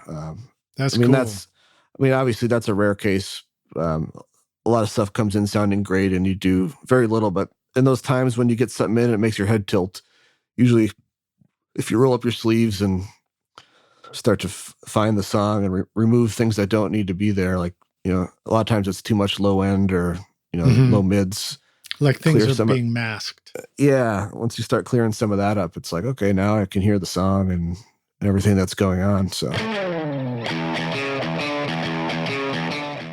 OWC is your one-stop shop for flexible drive storage and connectivity solutions for your studio. The Mini Stack STX for your Mac Mini adds 2 additional drives over a universal SATA HDD SSD bay and an NVMe M.2 PCIe SSD slot, plus 3 additional Thunderbolt USB-C ports. Or the OWC Thunder Bay 4 chassis, built like a tank, gives you 4 hot swappable 2.5-inch RAID configurable drive bays, plus an extra Thunderbolt 3 jack for daisy chaining up to 5 devices. Or check out the OWC Gemini Thunderbolt 3 dock with 2 RAID configurable drives and 7 ports of connectivity, including a front-side SD card reader, 1 gig Ethernet, 2 USB 3.2 ports, and a dedicated display port, plus an additional backward-compatible Thunderbolt port. Get your studio connected with the Mini Stack STX, Thunder Bay 4, and Gemini Thunderbolt 3 dock at macsales.com/rockstars. Use the custom link in our show notes because it's a great way for you to help support this podcast. So thanks, Rockstars.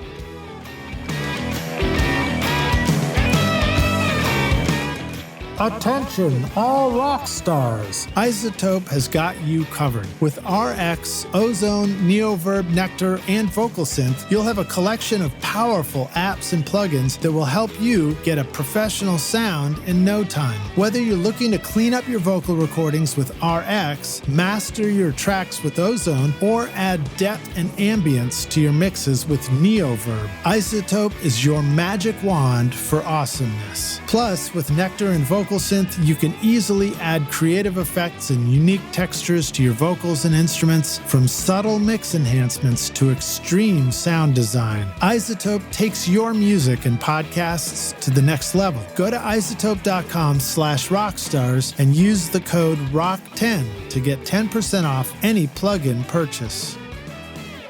Tell us a little bit more, like describe to us, briefly again, what your studio is. I mean, you're sitting in your studio now. So if so, what are some of the things you're surrounded by? And when you talk about, I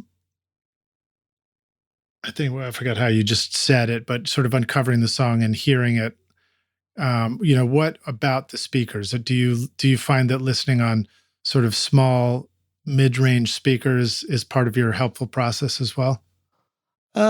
Not necessarily. I just did a speaker upgrade this year to some PMC speakers, which has been great. The speakers I had before were really nice, but when I moved to this room, they didn't quite work as well in the room as my previous 2 rooms. So I'm like, I need to do a speaker upgrade. So I went with PMCs, and they're just so revealing, and it's like you can just really just trust what you're hearing. What about volume? Do you listen loudly, or is there sort of a static volume that you're always at? Not at all. And I've been getting better and better about having what they call like a fixed listening level. I don't even touch the volume. And I know that when something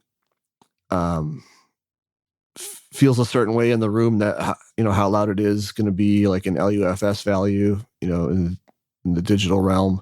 Mm-hmm. So I'm trying to more and more have like just a fixed level and just a dim button when I want to dim it quieter. But I don't do the thing where I listen super loud. I mean, in mastering, it's really hard to do because we listen to music all day. There's no breaks for tuning and chit chat. It's like when I'm in here, I'm playing music for a reason. I do use headphones quite a lot too. I think the Odyssey headphones were kind of an incredible breakthrough. I went from tolerating headphones or not really caring for headphones to actually loving headphones when I heard those Odyssey headphones. I was like, wow, this is something I could work with. It's like wearing a great control room on your head. Yeah, so, I got a chance to listen to them when I was out at NAMM, and I was really impressed with them too. I haven't worked with them in the studio. I recently started using Olo Audio headphones, and they're also really fun to listen to. Yeah, those seem to get a lot of good reviews. I mean, I think the big key is the planar magnetic design, and also open back. I had never really used open back headphones before, which is part of the problem. I mean, they're terrible for recording and isolation, but open back headphones are so great, I think, for making, I never thought I'd be making EQ and big decisions on headphones. They're usually more just for quality control. purposes, but I've done tons of records now just on my headphone setup. Do you have to retrain your understanding of what low end sounds like when you're listening on open-backed headphones? Not too much. To me, it's pretty natural, but I do think it helps to have had so many years on speakers. Like I said, I used to teach an audio class and mastering class at the tech school, and I do think trying to learn just on headphones, you can get into some trouble. But I think if you have some experience, you kind of already know what not to do, or what would be considered abnormal or extreme, and you just don't do that. Yeah. But, so I've had really good luck. When I was setting up my mobile rig, I just did an experiment for a week or two where I did some projects just on headphones in the box just to see like what the results were, if I was getting any comments that were consistent or repetitive comments, and it was completely seamless. And with these PMCs, and I also added the Trinov, which I never thought I would want to add. Trinov is like SonarWorks, but yeah, it's its own dedicated box. It's kind of like SonarWorks on steroids. I never thought I'd be into something like that, but because these speakers I have digital input, my whole path is all digital now, all the way from the monitor controller through the Trinov into the speakers. Everything stays digital. Instead of my old setup where went analog basically right away, out of that Crane Song Avocet into the speakers. Anyways, when I compare my great new speakers that are kind of with the Trinov correction, when I compare those with my Odyssey headphones, they sound remarkably similar, which I think to me is a good sign because they're both sort of tuned for excellence. So yeah. I don't have a hard time with going back and forth at all. In fact, there's also been some weeks where I just to break it up, if I've been in the studio, like if I'm really slammed, sometimes I'll just be like, I'm going to do this project on my headphone setup in a different room just to get some change of scenery. Yeah, I would love to do some more stuff in headphones too. And I like being in different places, especially for the creative process of making music, like writing songs and stuff. It makes you think differently, And yeah, I mean, who wouldn't want to look at something beautiful while you're working if you could, have a... Yeah, definitely. Back in my mixing days, I remember trying to mix on these Sonys that I'm wearing now for this interview, and they're fine, but... Are those the 7506s or something? Yeah, they're totally fine. And this could just be me, but I would find myself making weird mistakes and oversights, like thinking the vocal was a good level in the headphones, and then going to a speaker, and I was like, whoa, the vocal is so buried. How did I think that was a good level? So I would make mistakes like that. But the nice thing in mastering is I'm not really making those types of decisions about instrument levels. It's more about the bigger picture. So yeah, I did a ton of mixing in headphones at Bonnaroo at my Hay Bale studio for 15 years. And, not all year long, but like a condensed 4 days each year. Right. And I was always using those Biodynamic DT770s.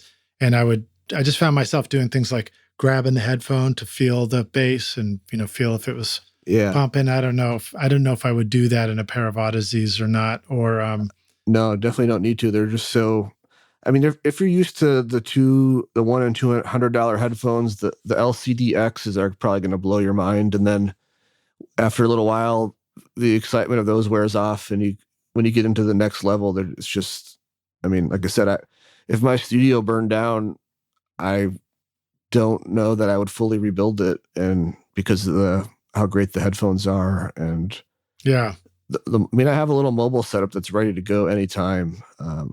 If I would need to leave for an emergency, I can grab it. It's got a good interface and headphone amp and the headphones, and it's carry-on airplane. I mean, I'm a worst case scenario person sometimes, so it's like with everything going on lately these days, I'm like, I would like to have just a ready to go a go case, I guess I call it, where it's like I could grab that and my computer headphones, and out the door, laptop, and $500,000 in cash in a duffel bag. Yeah, and I have a laptop where all my settings are basically mirrored to my main computer. So, I mean, I could open it up and be rolling. So anyways, I think the headphones are great. I forgot how we even got on this topic, but it's Yeah, we were just talking about speakers and listening and stuff. You're talking about the studio. I love the concept of headphones ultimately taking us to a great place for creation, because the if that gets paired with like augmented reality and you can get up out of a chair and you can move about, still listen, but move about and sort of like, just move, physically move. I think it's going to be a good thing for the body of engineers' bodies over time. Yeah, definitely.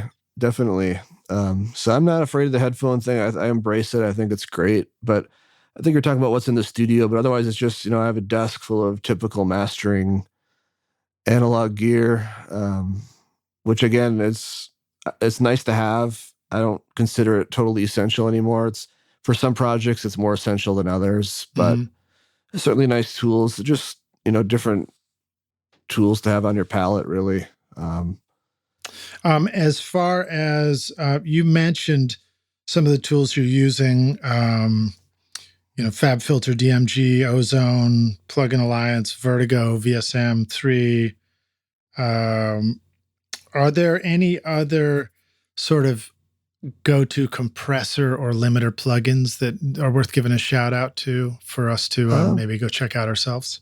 Well, DMG Limitless is pretty good too. It's another one that can get you into trouble because it has a lot of controls. It's not as simple, but if you take some time to learn it, DMG Limitless, you can do a lot of limiting pretty transparently before you start to really hear it working. So that's cool. I like Sonic's Inflator a lot. It's one of the oldest plugins out there, but yeah, it's a cool plugin to go before the limiter I always call it's the plugin that I like to pull out when someone says, I love it, but can you make it louder? It's nice to put that before the limiter just to sort of just kind of make things a little louder and fuller. It's more of a saturation tool than it's not a limiter, but yeah, it really does just kind of inflate the sound. I discovered that one when I was working in Waveburner doing the very first mastering I was doing. And I had used it actually on my record Skadoosh. And then when I went to remaster my record Skadoosh myself, I didn't own the plugin anymore. And I was like, I got to go get it, because I just literally couldn't even get close to the same sound again. Yeah, it's a cool plugin. It's, and one thing I wanted to mention in the replacements segment for remastering is I love Isotope RX. And on that record, I did a lot of what I call spot de-essing, where instead of trying to control the sibilance and mastering with like a stereo de-esser or a mid-side de-esser, I literally, I just listen, and when an S was too strong, I could circle it or lasso it in RX and just dim the S without, affecting anything else. Because, if you try to dial in a stereo or mid-side de-esser on a stereo mix, you might catch some of the S's, but you might be impacting stuff that you shouldn't be impacting. I haven't loaded a vocal in with RX to just even for a song mix and just gone through and addressed the S's there. I should try that sometime, because it really would be so much easier to just go through and sort of like, just manually adjust where they should be, because the de-essing game really does feel at times like this. I don't know. It just feels like you're in a rubber dinghy on stormy seas trying to balance a house of cards, Yeah, I mean, if you really listen, like I always say, all S's are not created equal. I mean, there might just be 2 or 3 in the second verse that pop out too loud, but the rest are fine. And by the time you find a setting that addresses those strong ones, it's doing way too much on other stuff. And it does take longer to do it S by S, but then it's just taken care of and you don't have to worry about it anymore. So it's just like, it gives you peace of mind. So that's kind of the record that opened up my eyes to doing that. Now I do it on a lot of records. If instead of relying on a limiter, because I used to go through, like I said, and remove mouth clicks and pops and plosives and the occasional metronome bleed. You can do a lot of crazy stuff with RX, even in on the stereo mix. But I've started to include sibilance. I no longer like really stress on having like a mastering de-esser. I have one like more of as a safety net, but I don't really stress about the right settings for it anymore, because anything that's a problem, I'm just addressing manually with Isotope RX. Yeah. I was amazed the first time I needed to go, and we had a vocal that had the click track bleeding through the mic. And I was like, well, I'll go try it. And I went into RX and just took it right out. And I was like, holy shit. You just incredible. Wouldn't even know it was ever in there, you know? Yeah. And then same thing with little mouth pops and stuff like that. It's easier probably to do that than it is to try and go redraw them out of the waveform in Pro Tools, which I've also spent way too much time doing in the past. Yeah, that's very tedious. RX is much quicker. I mean, I never applied declick to the entire song because that's going to catch other transients. But if you just listen, that's just part of my process, is a detailed listen on.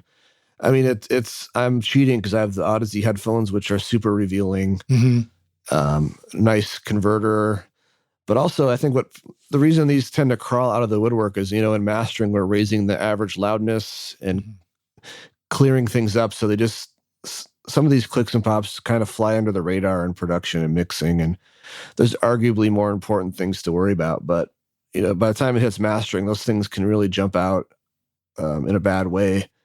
So mastering has an effect of really revealing stuff. And there's a lot of things that you might be like, wow, I had no idea that was even a problem until we got to mastering. Yeah. And they're the kind of thing where, like, when I'm in the moment, it's just easier and faster for me to take care of it versus like stop the presses and ask the mix engineer, can you fix this?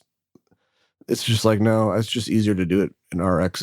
I just consider it part of the job now. Now, if there's a major like digital glitch that is, even if I fix it, there's still an artifact, then I might ask for a new mix file. But there's all sorts of little, even from bad edits, or like the end of a keyboard pad might have a click or something that just gets too exaggerated.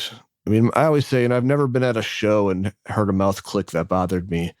But when you get in a studio, like a live show, but if you get in a studio in front of a nice mic like we are right now, and everything's under the microscope and blown up, that's when those things can become distractions, really. I just find them distracting, and in some ways they do sound like a digital click sometimes, and I don't want someone to say, why does this master have digital clicks everywhere? And it's like, no, those are actually mouth clicks. And so I just clean them up. I've had people say they appreciate that. I've never had someone ask for them back. What happened to my mouth clicks?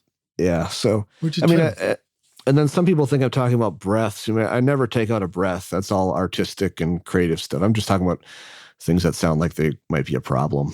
Yeah. And then Rockstars, if you are curious, if you don't have RX or Ozone or any of the Isotope plugins, because they have a wonderful suite of stuff, we have a code for you. You can use ROCK10. Just go to isotope.com/rockstars, and that link is in the show notes. That should get you an additional 10% off, even if there's already some special going on. So that's a great little feature, and that's a great way to help out the show too. And it gets you a discount. So make sure to use that. Well, let me jump over and ask you this question. So one of the things you mentioned was, again, it was, I think, the vertigo, and you said you put it a little bit in, but when you take it out, you notice it. And it reminds me of, we've heard this talked about on, from mastering engineers in particular, the practice of A/B listening and listening to this versus that. And it's really training yourself to make incremental changes. So talk a little bit about that. What is the importance of that? What's the difference between big moves and small moves? When do you switch from big moves to small moves? And then how can we start teaching ourselves how to make small moves and improve incrementally in places where we need to? Well, I mean, it does all come down to monitoring. I hate to keep bringing that up, but monitoring is one thing I wish I was more serious about earlier in my career, because now that I look back, it just feels like I was always fighting bad monitors or a bad room or just a not ideal room, or, and now that I have some really great monitoring, everything just feels much more effortless, and that almost like I need to do less because, I'm not trying to fix problems that the speaker or the room are adding. I'm just here. So, I mean, obviously I would say, the best monitoring that your budget allows is going to help you get better results, get things done faster, which then the faster part doesn't, but the better results leads you to better projects. And after a couple of years of getting better projects every year, you're going from maybe recording anyone that walks in the door to now you can be selective about working with some of your favorite bands and artists. Yeah. So the monitoring, it's more fun to buy a preamp and a mic and all that stuff, but the monitoring, I wish I would have taken more seriously earlier in my career. A-Being is also important. I mean, I have a monitor controller that when I'm mastering, I always have a feed set up where the untouched audio is playing in sync, not the band in sync, but it's playing what I'm working on in sync with the original untouched audio. And that's called the reference track lane in Wavelabs, right? Yeah, Wavelab has a reference track, which the great thing with reference tracks is they're never in danger of being part of your rendered audio. They're never in danger of going through like your master fader processing. So, you can do this in like a Pro Tools, but then you're always got to remember to mute it before you bounce. Right. And it would be traveling through like whatever you have on the master fader, which is not ideal. Or you'd have to send it out 3/4 and have a control, a monitor with a switch on it or something. I think I heard you talk about this in your last episode with Sarah Carter. I do something very similar where I have a bigger interface that has many outs. So I just have, my main listening path, and then I have what I call it the raw path. And that's the same audio, but totally untouched. There's no digital plugins. There's no analog gear. And I have it, I wouldn't say perfectly scientifically, but very, very closely level matched so that I can decide that I actually like everything I'm doing and that it's not just louder that is making me think it's better. And the ability to do that in real time is just huge. I mean, because by the time you pause something and bypass something or switch to another thing, and it takes a few seconds, you've sort of forgotten a little, at least a little bit of, what the other thing was. But when you can just keep the transport playing and toggle on your monitor controller, that's really revealing. So that helps you compare to another mix, and that might be the last mix you did or the last master you did versus your new version, or it could be a reference of some other song that just sounds great. Yeah, I can set it up to be, it can be playing the song I'm working on, but totally untouched. So I can toggle back to where it started.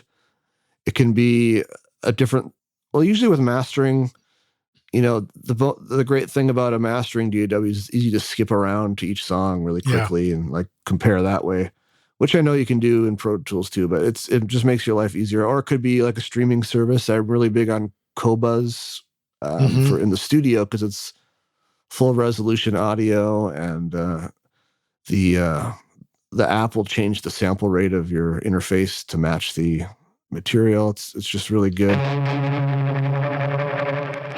Howdy, rock stars. Do you ever feel like you're spending all this time watching YouTube videos, trying out mixing tricks, and tweaking version after version of your mixes, but it's just like not getting you anywhere? Have you ever wished that you could have more of a simple and straightforward process for creating a pro mix that wouldn't take you years to learn? Look, what if you could have a Grammy-winning mix engineer who understood all of your mixing struggles and could actually coach you through them? If these are any of the questions that you're struggling with, then the Ultimate Mixing Masterclass is just for you. Now you can discover this proven step-by-step mixing system from Grammy-winning mixer Craig Alvin for consistently creating pro-quality mix from your home studio that will sound amazing everywhere. Listen to this quote from one of the students. Absolutely the most informative and helpful block of information and mentoring on the mix process I've ever been a part of. It was like sitting behind a mix engineer for years, watching and picking up tips along the way, condensed into a 6 to 7 hour session. That's from David P. Look, if you already understand the basics of mixing, but you're ready to take your mixes to Grammy-winning quality, then go to ultimatemixingmasterclass.com and check it out.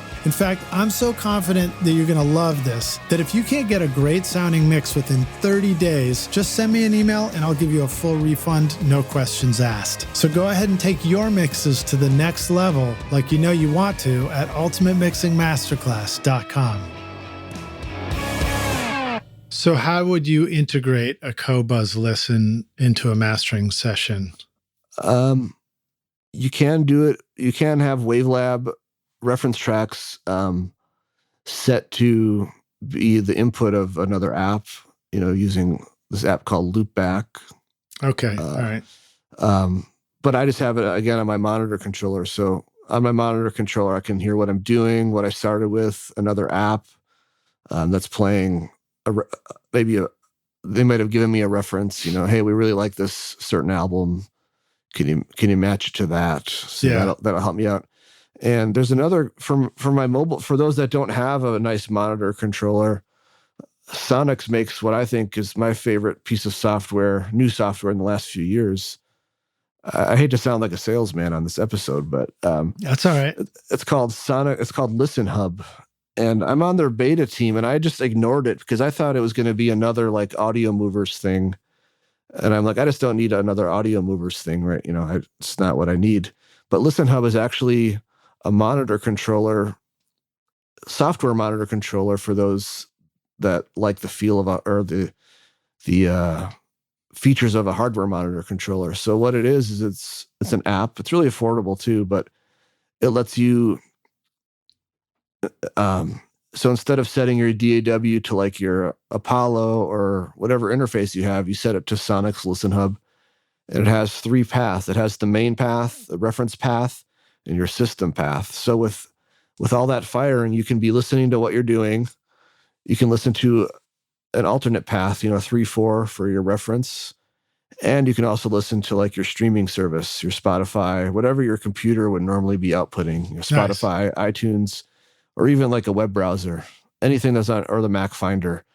And it has a little app. So it's basically like a virtual monitor controller. And it even has an iPhone app. So you can use your iPhone as the switcher, the thing that you press to toggle between like your DAW audio versus your reference path or Spotify streaming.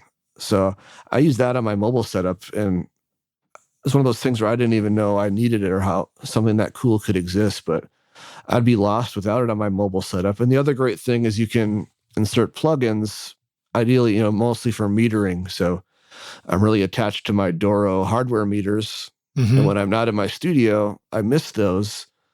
And of course, Waves has the plugin, but you have to insert that plugin somewhere, right? So if you want to listen to streaming and see how loud they are on the Doro meters, that doesn't really work unless you have something like Listen Hub where you can insert a plugin, to sort of pass the audio, so you can see how loud something is on Spotify and how it compares to what you're doing. So Listen Hub has been, like I said, probably my favorite piece of new software in the last few years, and that's cool. Sort of snuck up on me as to what it was because the name was sort of vague. I'm like, is it for audio? Is it for streaming audio to your client or something? That's what I thought it was, like their version of Audio Movers. But anyway, super cool software.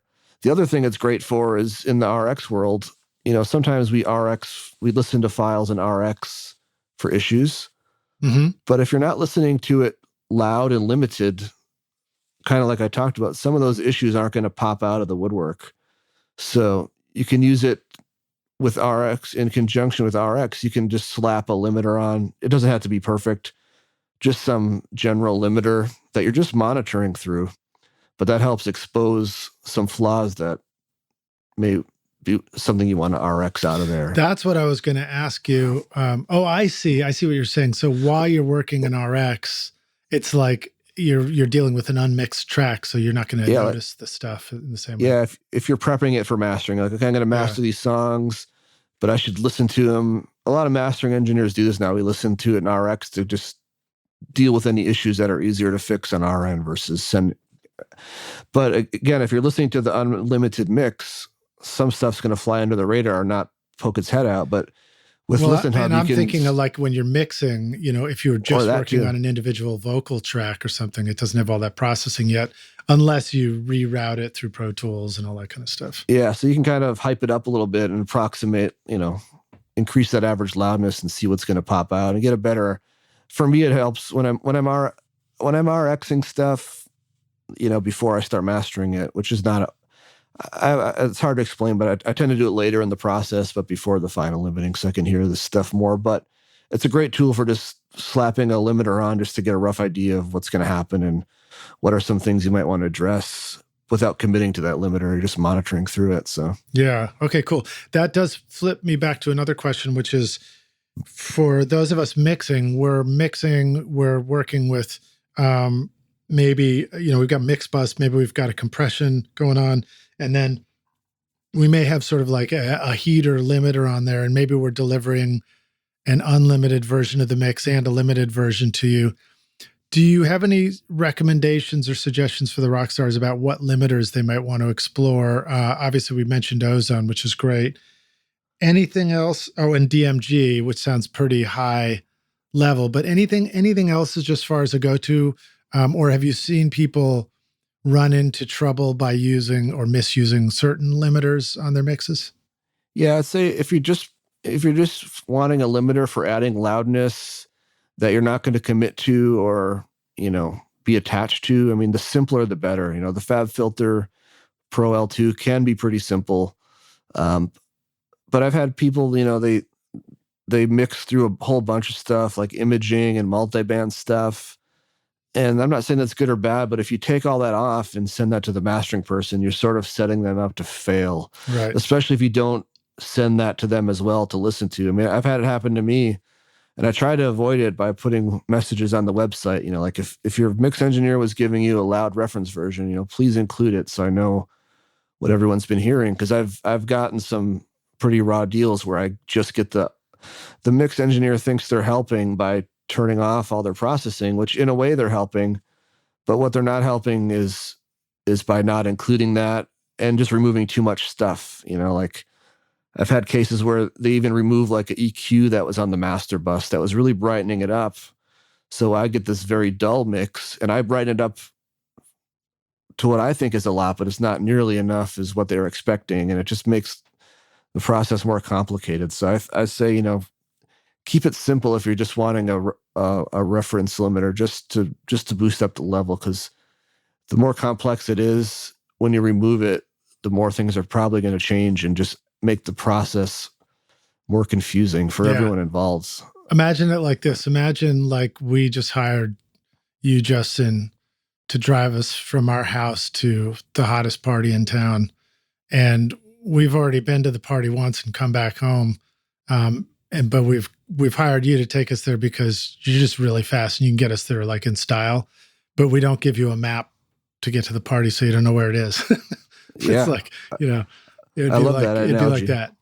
It's perfect. Yeah. Cause I mean, there's just no way for us to know what people were listening to. I mean, people's tastes are all over the map. Like I said, I've gotten really good about making sure people are aware, because some people are like, should we send you the version with the limiting or not? I'm like, send both. There's no harm in having both versions. I mean, typically I feel like if I get a version without limiting, we can make a better master, especially if it's an album master, especially if it's going to go to vinyl, because vinyl, you can cut anything to vinyl, but stuff that isn't peak limited tends to translate better to vinyl. It's not a hard rule.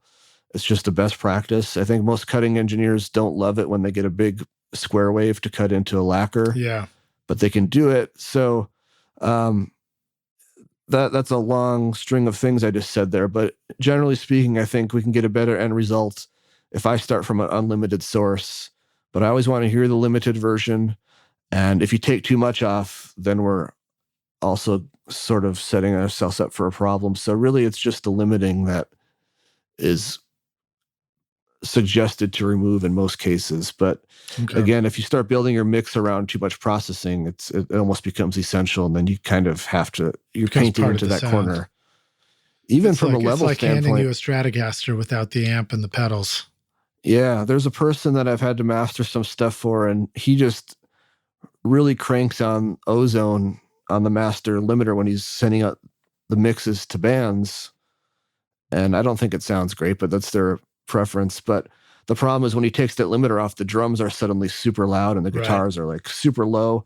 And then I kind of almost have no choice but to just abuse the mix again. And then it's almost like, well, what are you hiring me for? I mean, there's quality control, there's sequence, there's stuff to do still, but it doesn't leave us much option of like, what can we do? We basically just have to redo the same thing to get the balance back. Because if I don't do that, then the drums are super loud and the guitars are super quiet. So I guess if there was a way around it. I guess if it was possible to educate the mixers to get that same over limited sound, but without the bad parts or something. Yeah. And I just did but if it doesn't exist, it doesn't exist. Yeah. And I just did a record for the mixes came in like awesome. There was so much headroom and transient. It was like a flashback to like 1991.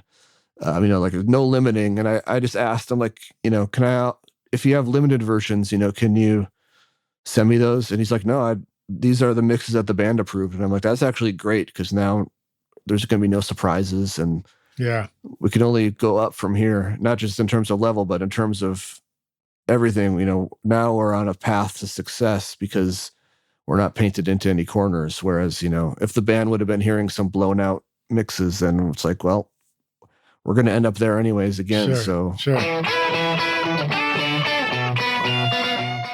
This episode is sponsored by Recording Studio Rockstars Academy. Are you ready to take your recording, mixing, and mastering to the next level and make your best record ever? Then visit the Academy to find the course that's right for you. Want to record killer drums in your studio? Then check out Rockstars of Drums to learn how to record, edit, and mix pro-sounding drums with a professional Nashville session drummer in a Grammy-winning studio. Or if you're ready to start mastering your own records at home, then check out Rockstars of Mastering, where I walk you through exactly how I mastered my own record, Skadoosh, the soundtrack to this podcast, in fact, using nothing but plugins in PreSonus Studio One. These techniques would work for you no matter what DAW you're using right now. And if mixing is your focus, then check out my free course, Mix Master Bundle, where I show you how to mix using stock and free plugins in Pro Tools. Plus, you get a look at how I recorded everything in my studio and multi-track downloads to practice your mixing and even include in your mix portfolio if you want. Are you ready to make your best record ever? Then go to mixmasterbundle.com to get started now, or look for the clickable link in the show notes of this episode.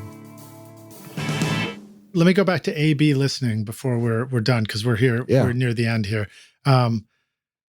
When you go to tweak a plugin, and I'm asking this as our one of the rock stars, our listeners. We're messing with mastering. We're getting into new territory. We're aware that we want to try and make the song sound better, but we don't want to overdo it. We don't want to, kill the sound. So now we're adjusting. Maybe we've got a new cool Soundtech EQ or something like that, and we're cranking that a little bit. And we're like, ooh, this sounds cool, but that sounds cool too. But this sounds cool.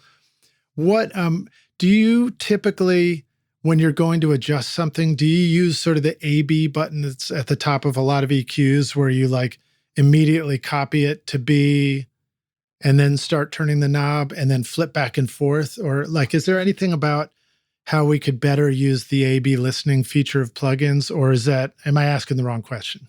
I don't think so. I think those are a good feature. I think I don't use them just because I'm so confident in my monitoring situation now that I usually just turn it off, bypass it. Turn the plug-in on and off. It's in or out as your comparison. Yeah, because I'm usually doing such subtle moves that there almost isn't really like there's really no in between. It's almost, the moves are so small. Aside from level, like I always feel like if I just bypassed one plug-in, it would still probably sound pretty good and probably even get approved, but it's sort of like the combination of things and the way they add up. Mm-hmm. That's what really gets you. It'd be like a really elaborate soup. Like if you took out one ingredient of the soup, it would probably still be pretty good, but take them all out. And so for me, I think I'm just doing such subtle stuff now that it's the A/B is almost, they're both probably going to be within reason. It's more of a taste thing at that point. But yeah, like I said, or it's A/B against the previous master reference. Yeah, and then again, that's where I just do it right on the hardware controller just to hear. Yeah. But I can't, mastering, if you're boosting 3 decibels, that's usually considered a lot. If you're boosting some high end by 3 decibels, it's not unheard of, but for those that maybe don't do a lot of mastering, I can't stress enough, how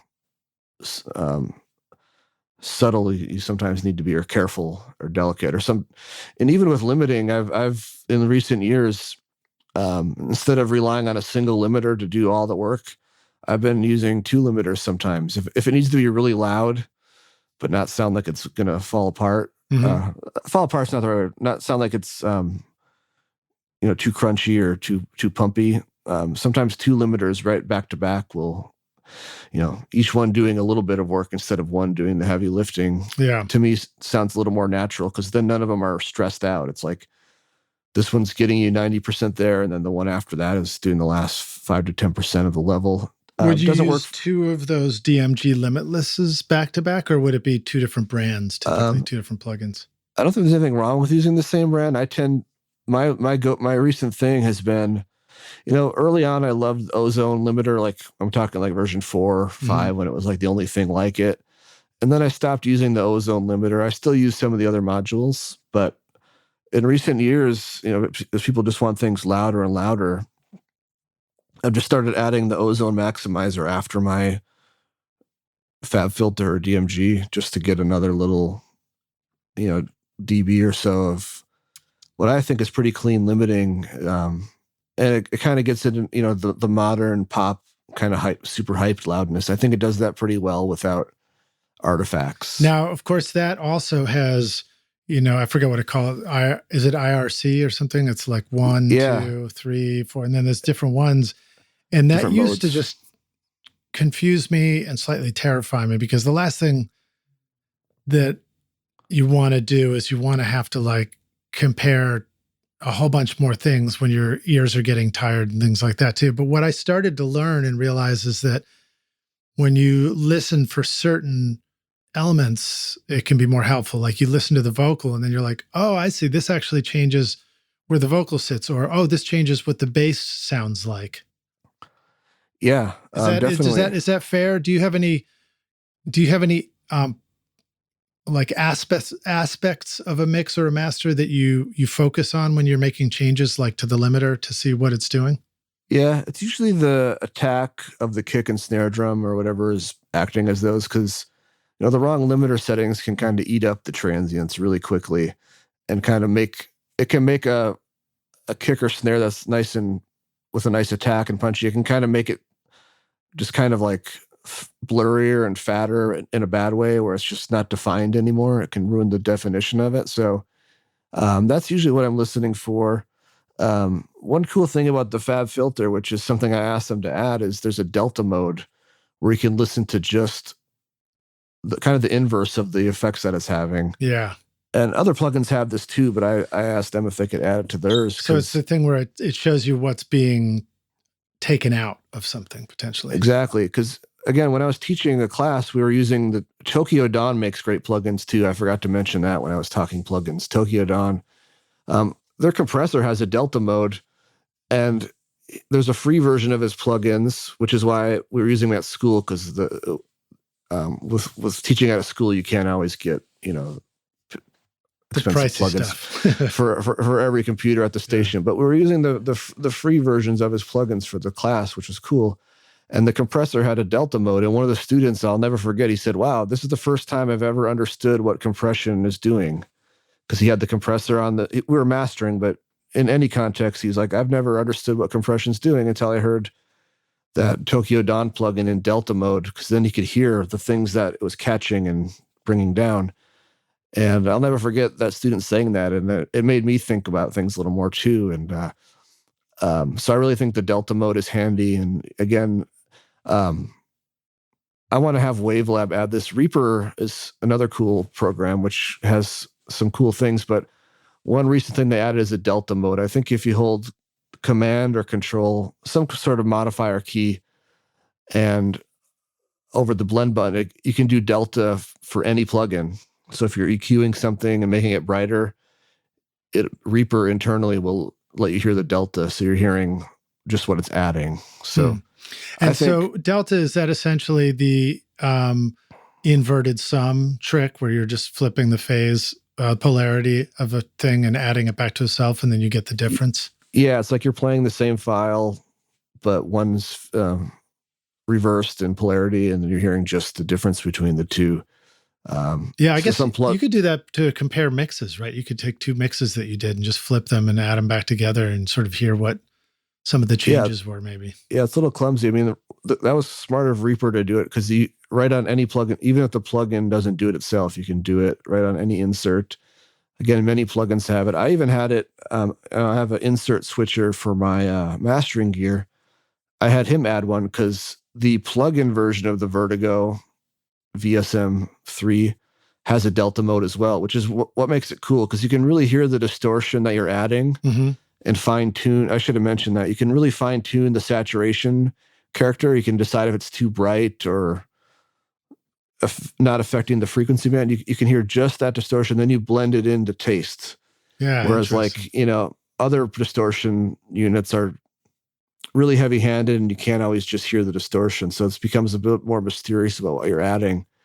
But even on my mastering, I have the hardware version of the Vertigo, and that's not built into the hardware, but with this Crookwood insert switcher I have, he made me a delta feature. So I can hear what any piece of analog gear I'm using is adding to the signal, which is kind of cool. That's great. Well, cool, man. We are at the end of our interview, and I want to say thanks again for joining us on the show, man. It's always a pleasure to hang with you, and you've got such great insights and stuff to share with us. But let me ask you this closing question again that I ask everybody, and I've asked you this before, but we're going to take the Wayback Studio machine again, and you get to go back in time and find yourself, I guess, for the second time and say, listen, Justin, here's the single most important thing you need to know to be a rock star of the studio yourself one day. What advice do you feel like going back and giving yourself if you could right now? I would say, to just keep doing it. It's not like, working in audio is not like being a doctor or like a pilot or a dentist where you need a license because people could die or get injured if you do a bad job. I mean, there's no mastering engineer's license. There's no mix engineer's license. I mean, you just have to keep doing it over and over till you get great at it to the point where people are asking you to work on their projects and their friends are asking you. I mean, that's really how it builds up from there. And there's been a few times in my life where I wondered if I was on the right path or able to make it a career. There's one point like 10, 12 years ago where I decided to apply at the Apple store just as a basic greeter because I was familiar with Apple stuff and they didn't hire me. At one point I tried to work for public radio in Milwaukee. And I almost got the job, but I didn't. But I should have just not wasted my time with those. I should just double down and just keep doing it because, there's, like I said, there's no, you don't pass it's not like joining a fraternity or anything where you got to like pass what do they call it? The rush, the pledge test. Yeah, you just got to do it. Yeah. There's plenty of hazing. So just jump in and do it and don't look back. I wish I would have been a little more confident when I was a little younger to just keep going because the work's going to be there. If you do your best work and if you treat your customers how you'd want to be treated, they're going to come back to you. Even if you're not the most getting the best sounds, if you're easy to work with, mastering is different because you're very rarely in the same room. But, if you're making a record with someone for a week or a month and you got to be in the same room for 12 hours and there's one person that's a good engineer, but not very friendly to be around, or there's one person that's pretty good, but super fun to be around. I mean, the super fun, nice person's probably going to get that job. So that's kind of what I wish I would have known. And I wish I would have had some of these great podcasts to listen to back then. I mean, you and Matt Boudreau. Thanks, man. I mean, I listened to every episode, even though I'm, busy working, I still learn something from all these episodes. Yeah, me too. I find it remarkable how much I've learned not knowing that I was setting out to learn that much stuff since I started the podcast.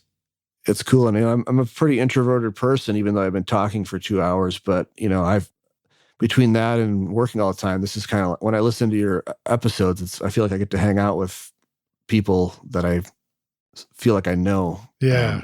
Right. Every week, even though it's just, because I don't get much time to listen to music anymore when I'm always working on it. So your podcasts are perfect. So I love having those. I wish I would have had them. So for anyone listening, don't take, I'm not saying my episode, but all the other episodes, don't take them for granted because it's really great information that wasn't always available. Yeah. And I encourage you rock stars just to have a notepad open, even if it's another app on your phone or whatever, and just, don't do it while you're driving, but just hit the pause button, go over, jot down the name of something, come back, because there's so much information. It's like, we try and include all the links, but can't always get every single thing that's mentioned. And then one other quick tip for all of us is, if you're on YouTube and if you're on Spotify, there is a share button where you can share it from the exact timestamp. So if you want to just copy a link and remember, oh yeah, talked about this, that's an easy way to do it too. Yeah, it's a great tip. Cool, man. Well, Justin, thanks so much for hanging with us. Let the rock stars know, where can they go find you online when they're ready to master their next record. In fact, I was already trying out your calculator because I've got an EP coming up. I was like, where should they go? How they're ready to make their next hit record with you? What should they do? Well, remastering.com is kind of the main portal. It has links to all my other social media profiles. But like you said, there's a calculator page where you can actually see what things are going to cost. And more importantly, send me all the information that I need to get started. So, I mean, I always say this, but, probably when we get off this call, there's going to be a project waiting for me that I never knew about, because it's so easy to submit projects without a lot of back and forth. But I'm always happy to talk if you want to. There's a Linktree link that I don't have memorized, but you can probably put it in the show notes, that kind of goes to all the social media. There's playlists of stuff that I've mastered. I made a playlist for basically all the streaming services: Spotify, Apple Music, Amazon. Did you send us a Qobuz one too? Yeah, well, it's part of the Linktree. It's all in there in the Linktree, and some articles I've written. And mysteryremastering.com is the main one. And then I have JustinCarlPerkins.com has some more personal stuff. And I didn't know your middle name, man. That's your country star name. Well, that's sort of a fun thing. My real middle name is Michael, but when I had to make a Gmail address 13 years ago, I thought it'd be funny to... Nice. Because I had to do more than just Justin Perkins at Gmail, because it was already taken. So I think if you went with your real middle name, you'd be on like a beach cop show or something like that. I think. Yeah, I could see that. Yeah. So that goes to all the Linktree has everything, even some help. If you need help with Wavelab, there's a whole website for that. So it's all there in the Linktree or at the main website. Awesome. Well, Rockstars, thank you for joining us and hanging with us for this awesome episode. Thanks for listening. And Justin, I look forward to seeing you around the studio, dude. Yep. Take care till then. All right, man. Cheers. Thanks so much for listening to Recording Studio Rockstars. If you enjoyed the show and want to help make it better, then please share this episode with your friends on social media and leave a rating and review on iTunes to help the podcast reach more rock stars like yourself. You can click directly over to iTunes or go to rsrockstars.com/review for an easy explanation. And remember to hit the subscribe button to keep up with weekly episodes. And if you're ready to make your best record ever now, then head over to Recording Studio Rockstars Academy, where you can start with my free course at mixmasterbundle.com. And if you want more free content from Recording Studio Rockstars, all you have to do is go to rsrockstars.com/email. Again, that's rsrockstars.com/email to enter your name and email, and I'll keep you in the loop with articles, videos, podcast updates, and even free gear giveaways for your studio. Just look for the link in the show notes below. Thanks so much for listening, and thanks for being a rock star. I'm Lyd Shaw, and this is Recording Studio Rockstars. Now, go make great music. Hey, rock stars. I want to give a big thank you to our amazing sponsors who help make this episode possible. OWC, Jay-Z Microphones, Atom Audio, Isotope, Spectra 1964, and Samply. Plus, remember to use these coupon codes for special discounts. At isotope.com/rockstars, use the coupon code ROCK10 for 10% off any plugin purchase. At jzmic.com, use the code ROCKSTAR for 40% off the V47, V67, or V12 microphones. Plus, get a free shock mount worth $120. And at Samply.app, use the coupon code RSR20 for 20% off. And at recordingstudiorockstars.com/academy, use the coupon ROCKSTAR for 10% off. If you enjoy Recording Studio Rockstars, then please check out our sponsors using the link in our show notes because it's a great way to help support this show. These are all things that I use in my own studio, and I highly recommend them for your studio as well. They're going to help you make your best record ever. I want to also thank our fantastic team here at Recording Studio Rockstars, Vlad Weselchenko and Braden Stremming, for additional podcast and video production. Thanks so much for listening, Rockstars, and we'll see you in the next episode. Cheers.